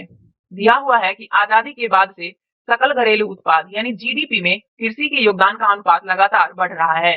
स्टेटमेंट गलत है। देश में सर्वाधिक लोगों को सेवा क्षेत्र में रोजगार प्राप्त हो रहा है। बात करें दोस्तों, सत्य कथन पूछा गया है, तो देखिए ये दोनों कथन गलत है। जो भारतीय कृषि है इसमें अर्थव्यवस्था की रीढ़ है ना कृषि। देश के सकल घरेलू उत्पाद में कृषि का अनुपात आजादी के बाद से लगातार घटने के बावजूद भी देश का लगभग 50% जनता कृषि पर निर्भर है। क्यों? क्योंकि हमारा देश जो है वो कृषि प्रधान है। साथ में यहाँ पे कृषि प्रधान देश है, इसीलिए यहाँ 50% जनसंख्या जो है वो कृषि पर ही निर्भर है। और यह देश में सबसे ज्यादा रोजगार उपलब्ध कराने वाला क्षेत्र है। कृषि सबसे ज्यादा रोजगार देता है। चैप्टर 5 है आपका खनिज तथा ऊर्जा संसाधन। चलिए देखते हैं पहला प्रश्न क्या है इस चैप्टर का। पहला प्रश्न आपसे पूछा गया है, यहाँ पे एक मिनट। पहला प्रश्न कह रहा है ना कि निम्नलिखित में से कौन सा धात्विक खनिज आग्नेय और कायांत्रिक चट्टान में पाए जाते हैं? तो आंसर हो जाएगा आपका, एक तो हो जाएगा इसमें से जस्ता, दूसरा होगा तांबा और तीसरा होगा सीसा। जस्ता, तांबा, सीसा ये धात्विक खनिज जो है ये आग्नेय और कायांत्रिक चट्टान में पाए जाते हैं। आंसर सी हो जाएगा। यहाँ पे देखिएगा सामान्यतः खनिज अयस्क में पाए जाते हैं। खनिज किसमें? अयस्क में पाए जाते हैं। किसी भी खनिज में अन्य अवयव या फिर तत्व के मिश्रण या संचयन हेतु अयस्क शब्द का प्रयोग किया जाता है। कौन शब्द का? अयस्क का। तत्व के मिश्रण या फिर संचयन हेतु। अग्नेय तथा कायांत्रिक चट्टान में जो है खनिज दरारों, जोरों, ब्रंश और विद्रोह में मिलते हैं। किसमें? विद्रोह में। छोटे जमाव सिराओं के रूप में और वृहद जमाव परत के रूप में। छोटे जमाव सिरा के रूप में और वृहद जमाव जो है वो परत के रूप में पाए जाते हैं। इनका निर्माण भी अधिकतर उस समय होता है जब ये तरल तथा गैसीय अवस्था में दरारों के सहारे भूपृष्ठ की ओर धकेले जाते हैं, दरार के सहारे, और ऊपर आते हैं ये ठंडे होकर जम जाते हैं। जब ऊपर में ये ठंडा होकर जमता है, मुख्यतः धात्विक खनिज जैसे कि टीन हो गया, तांबा, जिंक, सीसा, ये सभी जो है आदि इसी तरह के सिराओं व परतों के रूप में प्राप्त होते हैं। अब नीचे दिए गए सूचियों को आपस में मिलाइए और फूट का प्रयोग कर सही उत्तर चुनिए। परमाणु ऊर्जा केंद्र और उसका राज्य दिया हुआ, इसे आपको मिलान करना है। तो मिलान करेंगे। सबसे पहले यहाँ पे देखिएगा ककारपारा की बात करें तो गुजरात हो जाएगा, कैगा कर्नाटक हो जाएगा, कल्पक्कम तमिलनाडु, नरोरा उत्तर प्रदेश। ककारपारा गुजरात, कैगा कर्नाटक, कल्पक्कम तमिलनाडु, नरोरा उत्तर प्रदेश में है। आंसर क्या हो जाएगा अभी? भारत में स्थित विभिन्न परमाणु ऊर्जा केंद्र है, जिसमें कि ककारपारा कहाँ पे है? गुजरात में है ककारपारा। कैगा है कर्नाटक में, कैगा कर्नाटक में।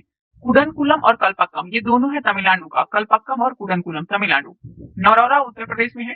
तारापुर महाराष्ट्र का है, तारापुर। और रावतभाटा राजस्थान में, रावतभाटा राजस्थान में।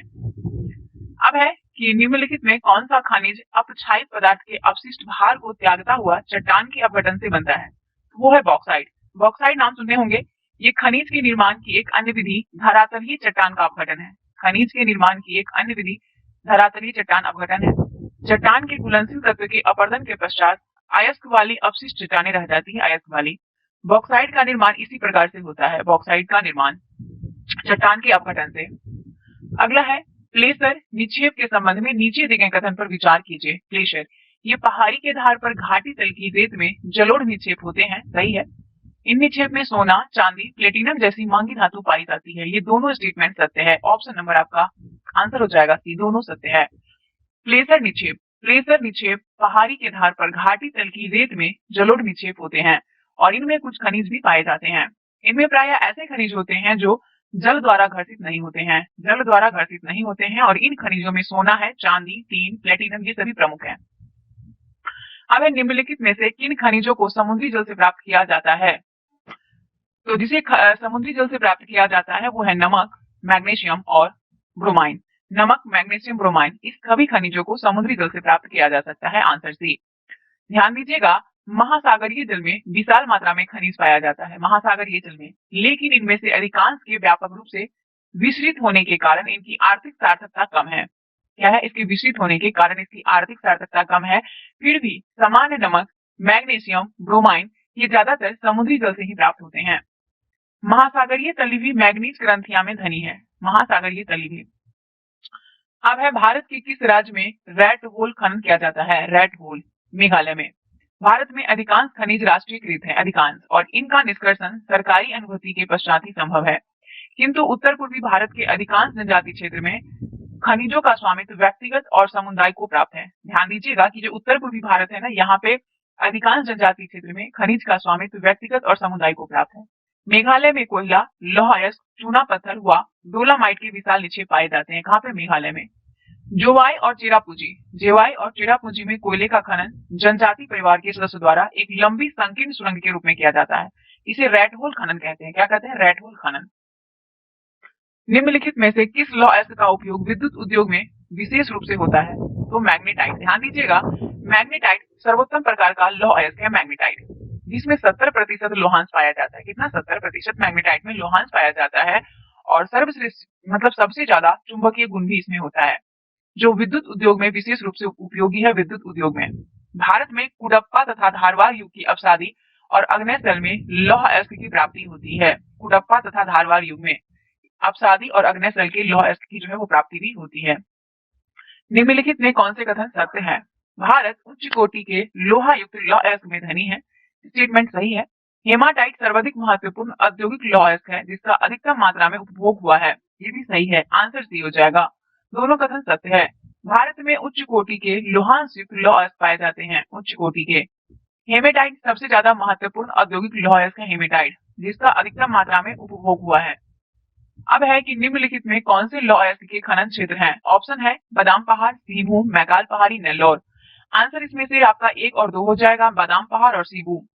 बादाम पहाड़ और सीभूम जो है ये आपका लौह अयस्क का खनन किया जाता है, बादाम पहाड़ और सीभूम में लौह अयस्क का। उड़ीसा में उच्च कोटि का हेमाटाइट किस्म का लोहा अयस्क मयूरभंज के केंद्रझूर जिलों में बादाम पहाड़ खादानों से निकाला जाता है। ध्यान दीजिएगा, यहाँ पे कह रहा है कि जो उड़ीसा राज्य है वहां पे उच्च कोटि का हेमेटाइट किस्म का लौह अयस्क मयूरभंज और केंद्रझूर जिलों में बादाम पहाड़ खादानों से निकाला जाता है। इसी के निकट झारखंड के पश्चिमी सिंहभूम जिलों के गुआ तथा नोआमुंडी से हेमेटाइट अयस्क खनन किया जाता है। अब है निम्नलिखित में किन खादानों का लौह अयस्क विशाखापत्तनम से जापान तथा दक्षिण कोरिया को निर्यात किया जाता है? तो वो है बेलाडीला।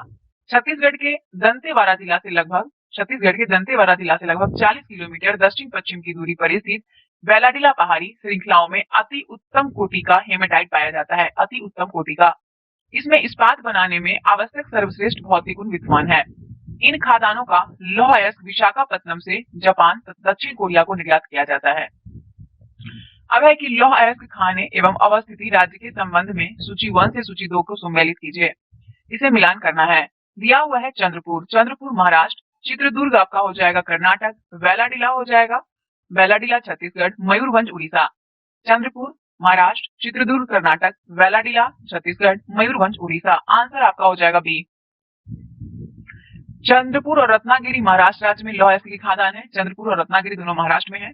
कर्नाटक में है चित्रदुर्ग, केंद्रमुख, बेल्लारी और चिकमंगलुरु कर्नाटक में। बेलाडीला और दुर्ग ये दोनों उड़ीसा में है, बेलाडीला और दुर्ग उड़ीसा में।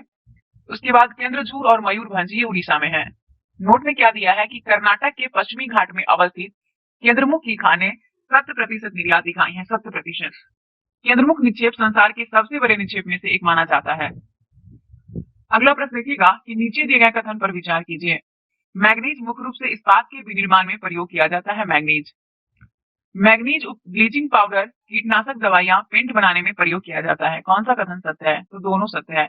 मैग्नीज ब्लीचिंग पाउडर, कीटनाशक दवाई, पेंट बनाने में प्रयोग करते हैं और साथ में मैग्नीज जो है ये मुख्य रूप से इस्पात के विनिर्माण में भी प्रयोग किया जाता है मैग्नीज का। दोनों स्टेटमेंट सत्य है। निम्नलिखित में किस जगह या किन जगह पर तांबे का खनन किया जाता है? तो तांबे का खनन ध्यान रखिएगा बालाघाट में किया जाता है, खेतरी में और पूर्वी सिंहभूम में, है ना। आंसर डी हो जाएगा। ये मध्य प्रदेश के बालाघाट जो है, मध्य प्रदेश का बालाघाट खदान, झारखंड का पूर्वी सिंहभूम, उसके बाद राजस्थान की खेतरी, यहाँ पे जो है तांबे का उत्पादन करता है। मध्य प्रदेश में बालाघाट, झारखंड का पूर्वी सिंहभूम जिला, राजस्थान का खेतरी, ये सभी तांबे के उत्पादन करती है। भारत में तांबे का भंडार और उत्पादन गंभीर रूप से न्यून है। कैसा है? न्यून है। आघातवर्ध यानी और ताप सुचालक होने के कारण तांबे का उपयोग मुख्यतः बिजली के तार बनाने, इलेक्ट्रॉनिक्स तथा रसायन उद्योग में किया जाता है। ठीक है, नेक्स्ट क्वेश्चन। एल्युमिनियम धातु का सर्वाधिक निष्कर्षण निम्नलिखित में से किस अयस्क से किया जाता है? एल्युमिनियम का, तो बॉक्साइड। एल्युमिनियम धातु का सबसे ज्यादा निष्कर्षण जो है वो बॉक्साइड अयस्क से किया जाता है, एल्युमिनियम का। ध्यान रखिएगा कि अनेक अयस्क में से एल्युमिनियम पाई जाती है, परंतु सबसे अधिक किले जैसे दिखने वाले पदार्थ बॉक्साइड से ही एल्यूमिना और अंततः एल्युमिनियम प्राप्त किया जाता है बॉक्साइड से। बॉक्साइड निक्षेप की रचना एल्युमिनियम सिलिकेट से भी व्यापक भिन्नता वाली चट्टान के विघटन से होती है। एल्युमिनियम एक महत्वपूर्ण धातु है क्योंकि यह लोहे जैसी शक्ति के साथ साथ अत्यधिक हल्की, सुचालक भी होती है। अगला है, भारत में बॉक्साइड के निक्षेप मुख्यतः निम्नलिखित में से किन क्षेत्रों में पाए जाते हैं? तो एक तो पाया जाता है आपका अमरकंटक के पठार में और दूसरा पाया जाता है मैकाल की पहाड़ी। Answer C. भारत में बॉक्साइड के निक्षेप अमरकंटक पठार और मैकाल की पहाड़ी में पाई जाती है। भारत में बॉक्साइड के निक्षेप मुख्यतः अमरकंटक पठार, मैकाल की पहाड़ी, बिलासपुर कटनी के पठारी प्रदेश में पाई जाती है। ये बिलासपुर का छत्तीसगढ़। उड़ीसा के कोरापुट जिले में पंचपतमाली राज्य में सबसे महत्वपूर्ण बॉक्साइट निक्षेप है। कहाँ पे? उड़ीसा के कोरापुट जिले के पंचपतमाली राज्य में। उसके बाद है अगला प्रश्न। अभ्रक के संबंध में नीचे दिए गए कथन पर विचार कीजिए।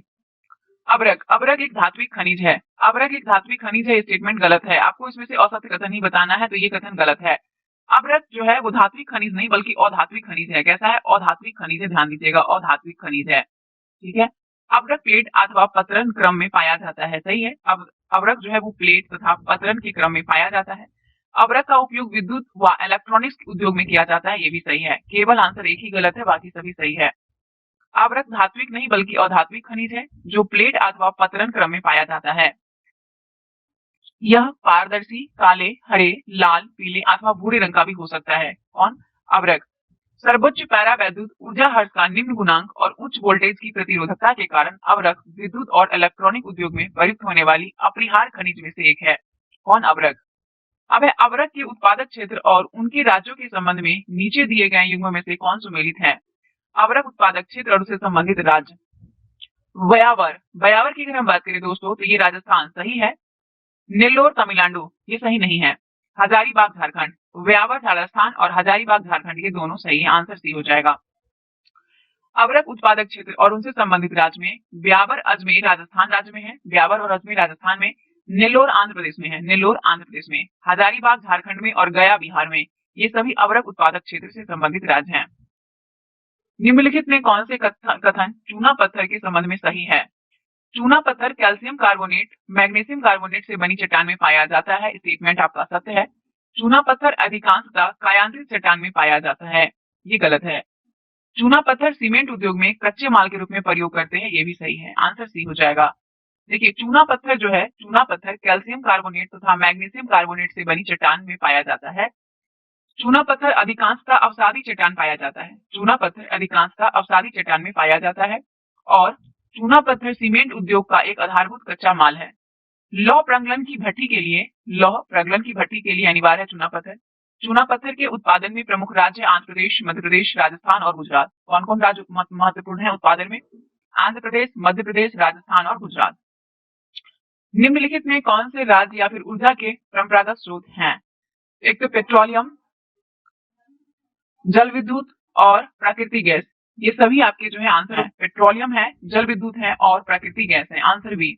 ऊर्जा के परंपरागत स्रोत लकड़ी, उपले समझते हैं, गोबर का जो बनता है जिसको गांव की भाषा में गोईठा बोलते हैं, उपले, कोयला, पेट्रोलियम, प्राकृतिक गैस, जल विद्युत, ताप विद्युत, ये सभी सम्मिलित है ऊर्जा के परंपरागत स्रोत में।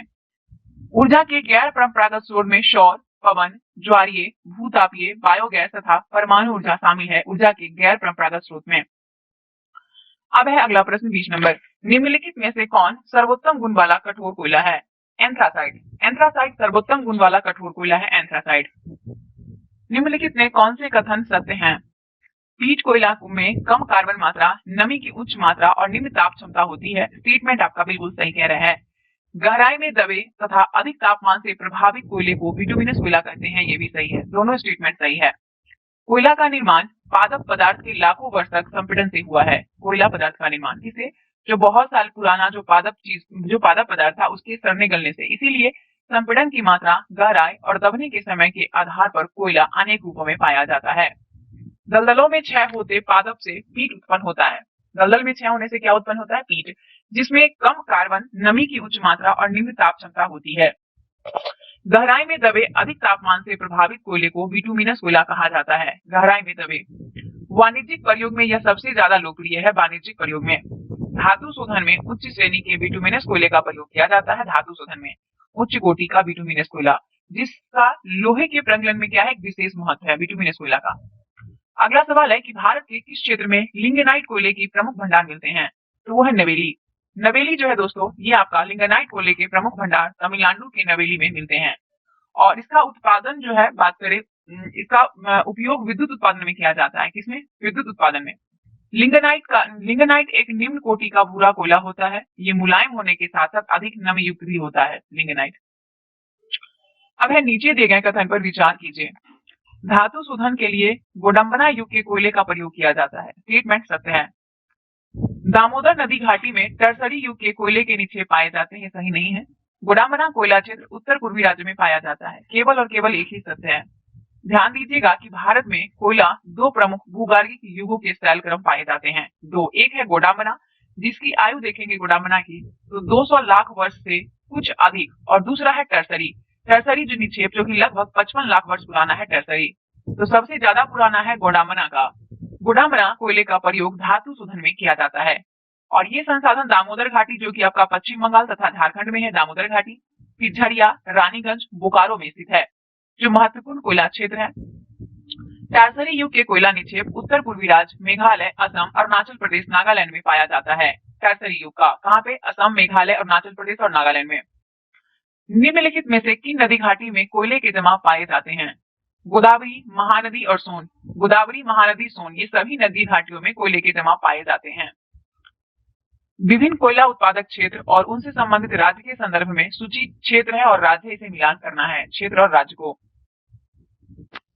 बोकारो की बात करें तो यह है झारखंड में, रानीगंज आपका हो जाएगा पश्चिम बंगाल में, मेकुम हो जाएगा असम में, मेकुम, तलचेर है उड़ीसा में, तलचेर उड़ीसा में। आंसर हो जाएगा सी। बोकारो झारखंड में, रानीगंज पश्चिम बंगाल में, मेकुम असम में, तलचेर उड़ीसा में। आंसर सी हो जाएगा। झारखंड बोकारो क्षेत्र में, उड़ीसा तलचेर, पश्चिम बंगाल रानीगंज, असम में मेकुम, जंजी और नदीरा, तीनों आपका असम में है, मेकुम, जंजी और नदीरा। छत्तीसगढ़ को कोरबा किस खनिज के उत्पादन के लिए प्रसिद्ध है? तो कोयला के लिए। छत्तीसगढ़ के कोरबा से कोयले का खनन किया जाता है, छत्तीसगढ़ के कोरबा से। अगला है कि भारत में अधिकांश पेट्रोलियम पदार्थ किस युग के सेल संरचना में पाया जाता है? तो टर्सरी में। भारत में अधिकांश पेट्रोलियम पदार्थ जो है वो टर्सरी युग के सेल संरचना में पाया जाता है, टर्सरी में।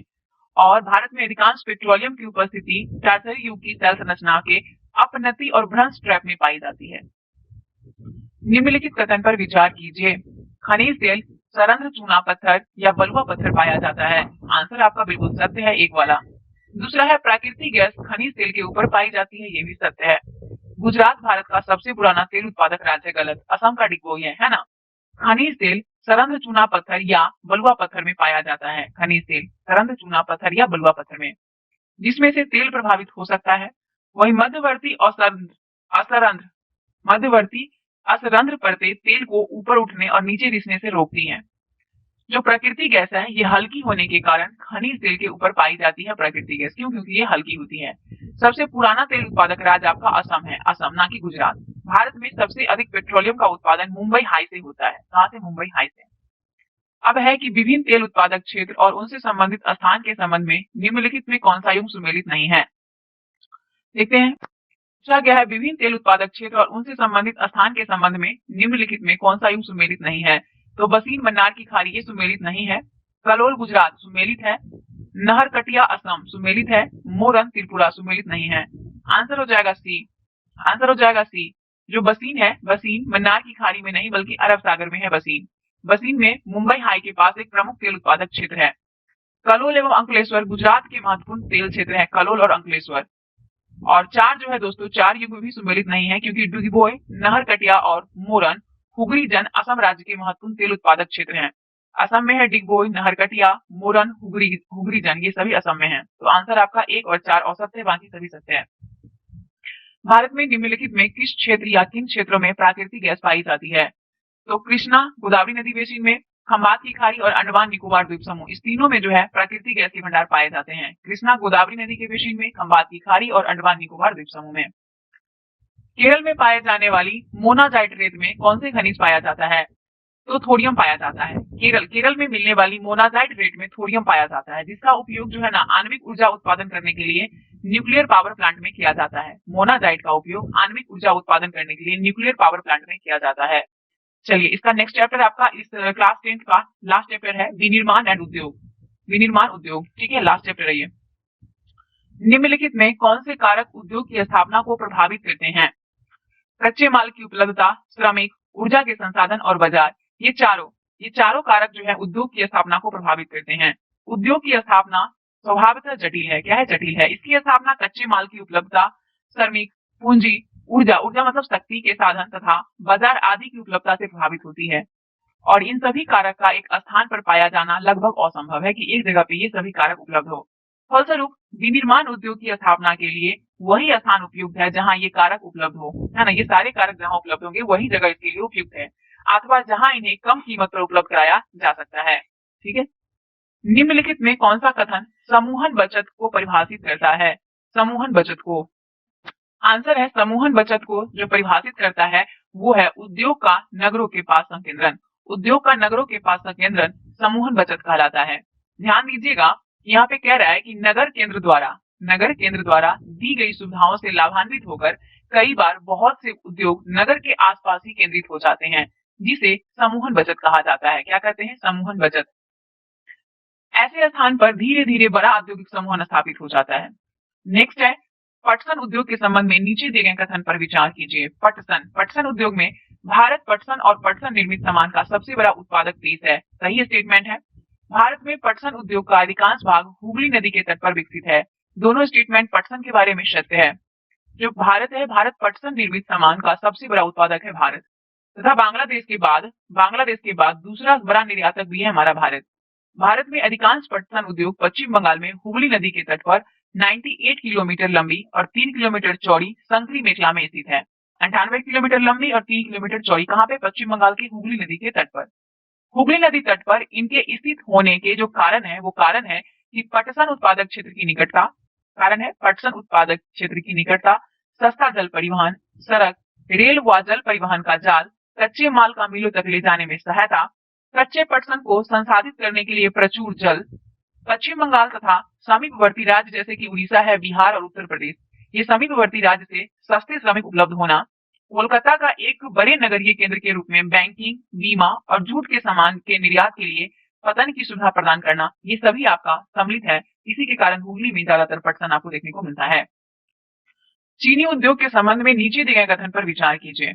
गन्ने की चीनी मिलों तक ढुलाई में ज्यादा समय लगने से इसके सुक्रोज की मात्रा घट जाती है। स्टेटमेंट आपका बिल्कुल सत्य है। इसका रस सारा सूख जाएगा, है ना, क्योंकि ये लकड़ी होता है। दक्षिणी और पश्चिमी राज्यों के गन्ने में उत्तर भारत के गन्ने की अपेक्षा अधिक मात्रा में सुक्रोज पाया जाता है। दोनों स्टेटमेंट सही दिया है। जो गन्ना है, ये चीनी उद्योग में प्रयुक्त कच्चा माल जो गन्ना है वो भारी होता है और ढुलाई में लगने वाले समय के साथ साथ इसके सुक्रोज की मात्रा घट जाती है। ये मौसमी उद्योग है, अतः सहकारी क्षेत्र के लिए उपयुक्त है गन्ना। कुछ वर्षों से चीनी मिल की संख्या दक्षिणी और पश्चिमी राज्यों में विशेषकर महाराष्ट्र में बढ़ी है। कहाँ पे? महाराष्ट्र में। और इसका मुख्य कारण यहाँ के गन्ने में अधिक सुक्रोज की मात्रा है। लौह इस्पात उद्योग में कच्चे माल के रूप में किन खनिजों का उपयोग किया जाता है? तो उपयोग किया जाता है लौह अयस्क का, कोकिंग का और चूना पत्थर का। लौह इस्पात उद्योग में कच्चे माल के रूप में लौह अयस्क, कोकिंग कोल और चूना पत्थर का इस्तेमाल किया जाता है। लौह इस्पात उद्योग में लौह अयस्क, कोकिंग कोल तथा चूना पत्थर का उपयोग किया जाता है, जो लगभग 4:2:1 के अनुपात में होता है। 4:2:1 के अनुपात में। इस्पात को कठोर बनाने के लिए इसमें मैग्नीज की कुछ मात्रा की आवश्यकता भी होती है। यद्यपि भारत जो है वो संसार का प्रमुख लौह उत्पादक देश है भारत, फिर भी हम इसके संपूर्ण संभाव्य का विकास नहीं कर पाए और इसके जो कारण है वो है कि उच्च लागत तथा कोकिंग कोयले की सीमित उपलब्धता। उच्च लागत तथा कोकिंग कोयले की सीमित उपलब्धता, कम श्रमिक उत्पादकता, ऊर्जा की अनियमित पूर्ति, अविकसित अवसंरचना। विभिन्न उर्वरकों तथा उनमें प्रमुख यौगिक के संबंध में नीचे दिए गए युग्म में कौन से सुमेलित हैं? दिया है यूरिया। यूरिया के बारे में दिया है कि नाइट्रोजनी उर्वरक है। आपका स्टेटमेंट सही है, यूरिया एक नाइट्रोजनी उर्वरक है, सही है। डीएपी नाइट्रोजन, फास्फोरस और पोटास, ये सही नहीं है। मिश्रित उर्वरक की बात करें तो फॉस्फेट उर्वरक, नहीं, गलत है। डीएपी आपका फॉस्फेट उर्वरक हो जाएगा। यहाँ पे देखिएगा केवल एक ही सत्य दिया हुआ है। यूरिया एक नाइट्रोजनी उर्वरक है। डीएपी आपका फास्फेटिक उर्वरक, और मिश्रित उर्वरक में आपका हो जाएगा नाइट्रोजन, फॉस्फेट और पोटास, है ना। इसको एनपीके लिखते हैं, एनपीके। पोटास का पूर्णतः आयात किया जाता है, पोटास का, क्योंकि हमारे देश में वाणिज्य रूप से या फिर किसी भी रूप में प्रयुक्त होने वाला पोटास या पोटेशियम यौगिक के भंडार नहीं है। नेक्स्ट क्वेश्चन है, सीमेंट उद्योग में कच्चे माल के रूप में किन खनिजों का प्रयोग किया जाता है? सीमेंट उद्योग में कच्चे माल के रूप में, तो सीमेंट उद्योग में कच्चे माल के रूप में उपयोग करते हैं चूना पत्थर, सिलिका, एल्युमिनियम और जिप्सम, सभी का, ऑप्शन नंबर डी। सीमेंट उद्योग को भारी और स्थूल कच्चे माल की आवश्यकता होती है, भारी और स्थूल, जैसे कि चूना पत्थर, सिलिका, एल्यूमिना और जिप्सम हो गया। रेल परिवहन के अलावे इसमें कोयला तथा विद्युत ऊर्जा को भी आवश्यकता होती है। रेल परिवहन के अतिरिक्त इसमें कोयला और विद्युत ऊर्जा की भी आवश्यकता होती है। भारत में पहला सीमेंट उद्योग जो है सन 1904 में चेन्नई में लगाया गया था। 1904 में स्वतंत्रता के बाद इस उद्योग का प्रचार हुआ। ठीक है, अगला है 8 नंबर। निम्नलिखित में कौन सा उद्योग बॉक्साइट का कच्चे माल के रूप में प्रयोग करता है? तो बॉक्साइट का कच्चे माल के रूप में उपयोग एल्युमिनियम करता है। भारत में एल्युमिनियम प्रगलन दूसरा सबसे ज्यादा महत्वपूर्ण धातु शोधन उद्योग है, एल्युमिनियम दूसरा। प्रगालकों में बॉक्साइट का कच्चे पदार्थ के रूप में, जो कि भारी गहरे लाल रंग की चट्टान जैसा होता है, उसका प्रयोग किया जाता है। एल्युमिनियम हल्का, जंग अवरोधी, उष्मा का सुचालक और लचीला होता है। एल्युमिनियम कैसा होता है? जंग अवरोधी होता है, उष्मा का सुचालक होता है और हल्का होता है। और इसे जो है अन्य धातु के मिश्रण से अधिक कठोर बनाया जा सकता है, अन्य धातु के मिश्रण से ज्यादा कठोर। नेक्स्ट चैप्टर है राष्ट्रीय अर्थव्यवस्था के जीवन रेखाएं। एक और चैप्टर इसमें है ना, ये लास्ट ही है। स्वर्णिम चतुर्भुज महाराजमार्ग भारत के किन शहरों को आपस में जोड़ता है? स्वर्णिम चतुर्भुज, ये क्वेश्चन पूछा जाता है कि स्वर्णिम चतुर्भुज का संबंध किससे है, तो ये ध्यान रखिएगा, स्वर्णिम चतुर्भुज जो है वो राजमार्ग को जोड़ा जाता है ना। तो ऑप्शन हो जाएगा ये, दिल्ली, कोलकाता, चेन्नई और मुंबई। 4 राजमार्ग है, दिल्ली, कोलकाता, चेन्नई और मुंबई को जोड़ता है। स्वर्णिम चतुर्भुज महाराजमार्ग के तहत भारत सरकार ने नई दिल्ली, कोलकाता, चेन्नई, मुंबई और दिल्ली को जोड़ने वाली 6 लेन वाली महाराजमार्ग की सड़क परियोजना प्रारंभ किया। इस परियोजना के तहत 2 गलियारे बनाए गए। पहला उत्तर दक्षिण गलियारा, जो है वो श्रीनगर को कन्याकुमारी से जोड़ता है, और दूसरा है पूर्व पश्चिम गलियारा, जो सिलचर यानी असम और पोरबंदर गुजरात को जोड़ता है। निम्नलिखित कथन पर विचार कीजिए। पाइपलाइन बिछाने की प्रारंभिक लागत अधिक होती है, पाइपलाइन को चलाने की लागत न्यूनतम होती है। कौन सा कथन सत्य है? तो पाइपलाइन बिछाने का प्रारंभिक लागत अधिक होता है और चलाने की लागत न्यूनतम होती है। दोनों स्टेटमेंट सही है। और बहांतरण देरी और हानियों इसमें लगभग नहीं के बराबर होती है, हानि जो है नहीं के बराबर। निम्नलिखित में कौन से राज्य हजीरा, विजयपुर, जगदीशपुर पाइपलाइन से नहीं जुड़ा है? तो यह है महाराष्ट्र पाइपलाइन गुजरात में हजीरा को उत्तर प्रदेश में जगदीशपुर से मिलाती है। ये मध्य प्रदेश के विजयपुर के रास्ते होकर जाती है। इसकी शाखाएं राजस्थान में कोटा, उत्तर प्रदेश में शाहजहांपुर, बबराला और अन्य स्थान पर भी है। नीचे दिए गए युग्म में कौन सा युग्म सुमेलित है? राष्ट्रीय जलमार्ग संख्या 1 इलाहाबाद से हल्दिया के मध्य, सही है। राष्ट्रीय जलमार्ग संख्या 2 सदिया धुबरी के मध्य, सही है। राष्ट्रीय जलमार्ग संख्या 3 काकीनाडा से पुंदुचेरी नहर, गलत है। आंसर ए हो जाएगा, 2 हो जाएगा। जो राष्ट्रीय जलमार्ग 1 है ना, ये हल्दिया तथा इलाहाबाद के मध्य है, जो गंगा, भागीरथी और हुगली नदी पर 1620 किलोमीटर लंबा है। राष्ट्रीय जलमार्ग संख्या 1। ये 2 जो है ये सदिया और धुबरी के मध्य 891 किलोमीटर लंबा ब्रह्मपुत्र नदी पर स्थित है। और तीसरा जो है राष्ट्रीय जलमार्ग संख्या 3, ये पश्चिम तट नहर, उद्योग मंडल नहर, चंपकारा नहर केरल की कुल लंबाई 365 किलोमीटर है। निम्नलिखित में किस पतन को स्वतंत्रता प्राप्ति के बाद पहले पतन के रूप में विकसित किया गया? और ऐसा देश विभाजन के बाद कराची पतन की कमी को पूरा करने, मुंबई से होने वाले व्यापारिक दबाव को कम करने के लिए किया गया था। तो वो है कंडाला पतन। जो कंडाला पतन है ये स्वतंत्रता प्राप्ति के बाद इसे जो है पतन के रूप में विकसित किया गया। क्यों? क्योंकि हमारा जो देश विभाजन हुआ था तो कराची पतन जो है वो हमारे भारत का हिस्सा नहीं रहा था, और इसी को पूरा करने के लिए मुंबई से होने वाले व्यापारिक दबाव को कम करने के लिए इसे किया गया था। आंसर आपका हो जाएगा ए, है ना। कंडाला एक ज्वारीय पतन है। कंडाला क्या है? एक ज्वारीय पतन है। और ये जम्मू कश्मीर, हिमाचल प्रदेश, पंजाब, हरियाणा, राजस्थान, गुजरात के औद्योगिक तथा खाद्यान्नों के आयात निर्यात को संचालित करता है। कौन? कंडाला पतन। नेक्स्ट क्वेश्चन है, निम्नलिखित में कौन से ये कथन सत्य हैं? उड़ीसा में स्थित पारादीप पतन विशेषतः कोयले का निर्यात करता है। कोलकाता एक अंतःस्थलीय नदी पतन है। दोस्तों इसमें स्टेटमेंट केवल दूसरा सही है। जो कोलकाता है एक अंतःस्थलीय नदी पतन है, दूसरा सही है, पहला गलत है। क्योंकि उड़ीसा में स्थित पारादीप पतन विशेषतः लौह अयस्क का निर्यात करता है। किसका? लौह अयस्क का। और दूसरा जो है, यह कोलकाता एक अंतःस्थलीय नदी पतन है, ये सही है। यह पतन गंगा ब्रह्मपुत्र बेसिन के बृहद और समुद्र नहीं, बृहद व समृद्ध पृष्ठभूमि को सेवाओं प्रदान करता है। ज्वारीय पतन होने के कारण हुगली के तलछट जमाव को नियमित रूप से साफ करना पड़ता है। कोलकाता पतन पर बढ़ते व्यापार को कम करने हेतु हल्दिया सहायक पतन के रूप में विकसित किया गया। हल्दिया को। भारत में निम्नलिखित में कौन से प्राकृतिक पोताश्रय हैं? कोचीन, कोची जिसको बोलते हैं, उसके बाद मुंबई और एक है विशाखापत्तनम। कोचीन, मुंबई और विशाखापत्तनम ये तीनों भारत के प्राकृतिक पोताश्रय हैं। आंसर डी, ये तीनों। कोचीन एक प्राकृतिक पोताश्रय है जहां से उर्वरक, पेट्रोलियम उत्पाद एवं सामान्य नौभार का परिवहन होता है और ये भारत का सबसे बड़ा शिपयार्ड बंदरगाह है। वहीं मुंबई एक प्राकृतिक पोताश्रय है। मुंबई पतन से अधिक परिवहन को ध्यान में रखकर इसके सामने जवाहरलाल नेहरू पतन विकसित किया गया। कहां पे? जवाहरलाल नेहरू, जो इसे पूरे क्षेत्र को एक समूह पतन की सुविधा भी प्रदान करता है। जवाहरलाल नेहरू पतन। विशाखापत्तनम भी एक प्राकृतिक बंदरगाह है जो कि डॉल्फिन नोज यहीं पर स्थित है। चेन्नई भारत का प्राचीनतम कृत्रिम पतन है। चेन्नई भारत का प्राचीनतम कृत्रिम पतन है। कंडाला की बात करें तो इसका नया नाम क्या है? दीनदयाल पोर्ट है ना, दीनदयाल पोर्ट। ये कच्छ की खाड़ी के सिरे पर स्थित एक ज्वारीय बंदरगाह है कंडाला। पारादीप गहरा तथा लेगुन सदृश बंदरगाह है और यहाँ से लौह अयस्क, कपास, मैग्नीज आदि का निर्यात होता है पारादीप से। तूतीकोरिन की बात करें, तूतीकोरिन इसे चिदम्बरम पोर्ट ट्रस्ट के नाम से जानते हैं। ये गहरा और कृत्रिम पोताश्रय है तूतीकोरिन और यह समृद्ध पृष्ठ प्रदेश के साथ रेल और सड़क मार्ग से जुड़ा हुआ है। यहाँ से मुख्यतः कोयला, नमक, खाद्य तेल और पेट्रोलियम उत्पाद का भी निर्यात किया जाता है तूतीकोरिन से। मुर्मीगांव ये गोवा में है। मुर्मीगांव गोवा में अरब सागर के तट पर जुआरी नदी के मुहाने पर स्थित एक प्राकृतिक बंदरगाह है मुर्मुगांव। ठीक है, इसे याद रखिएगा।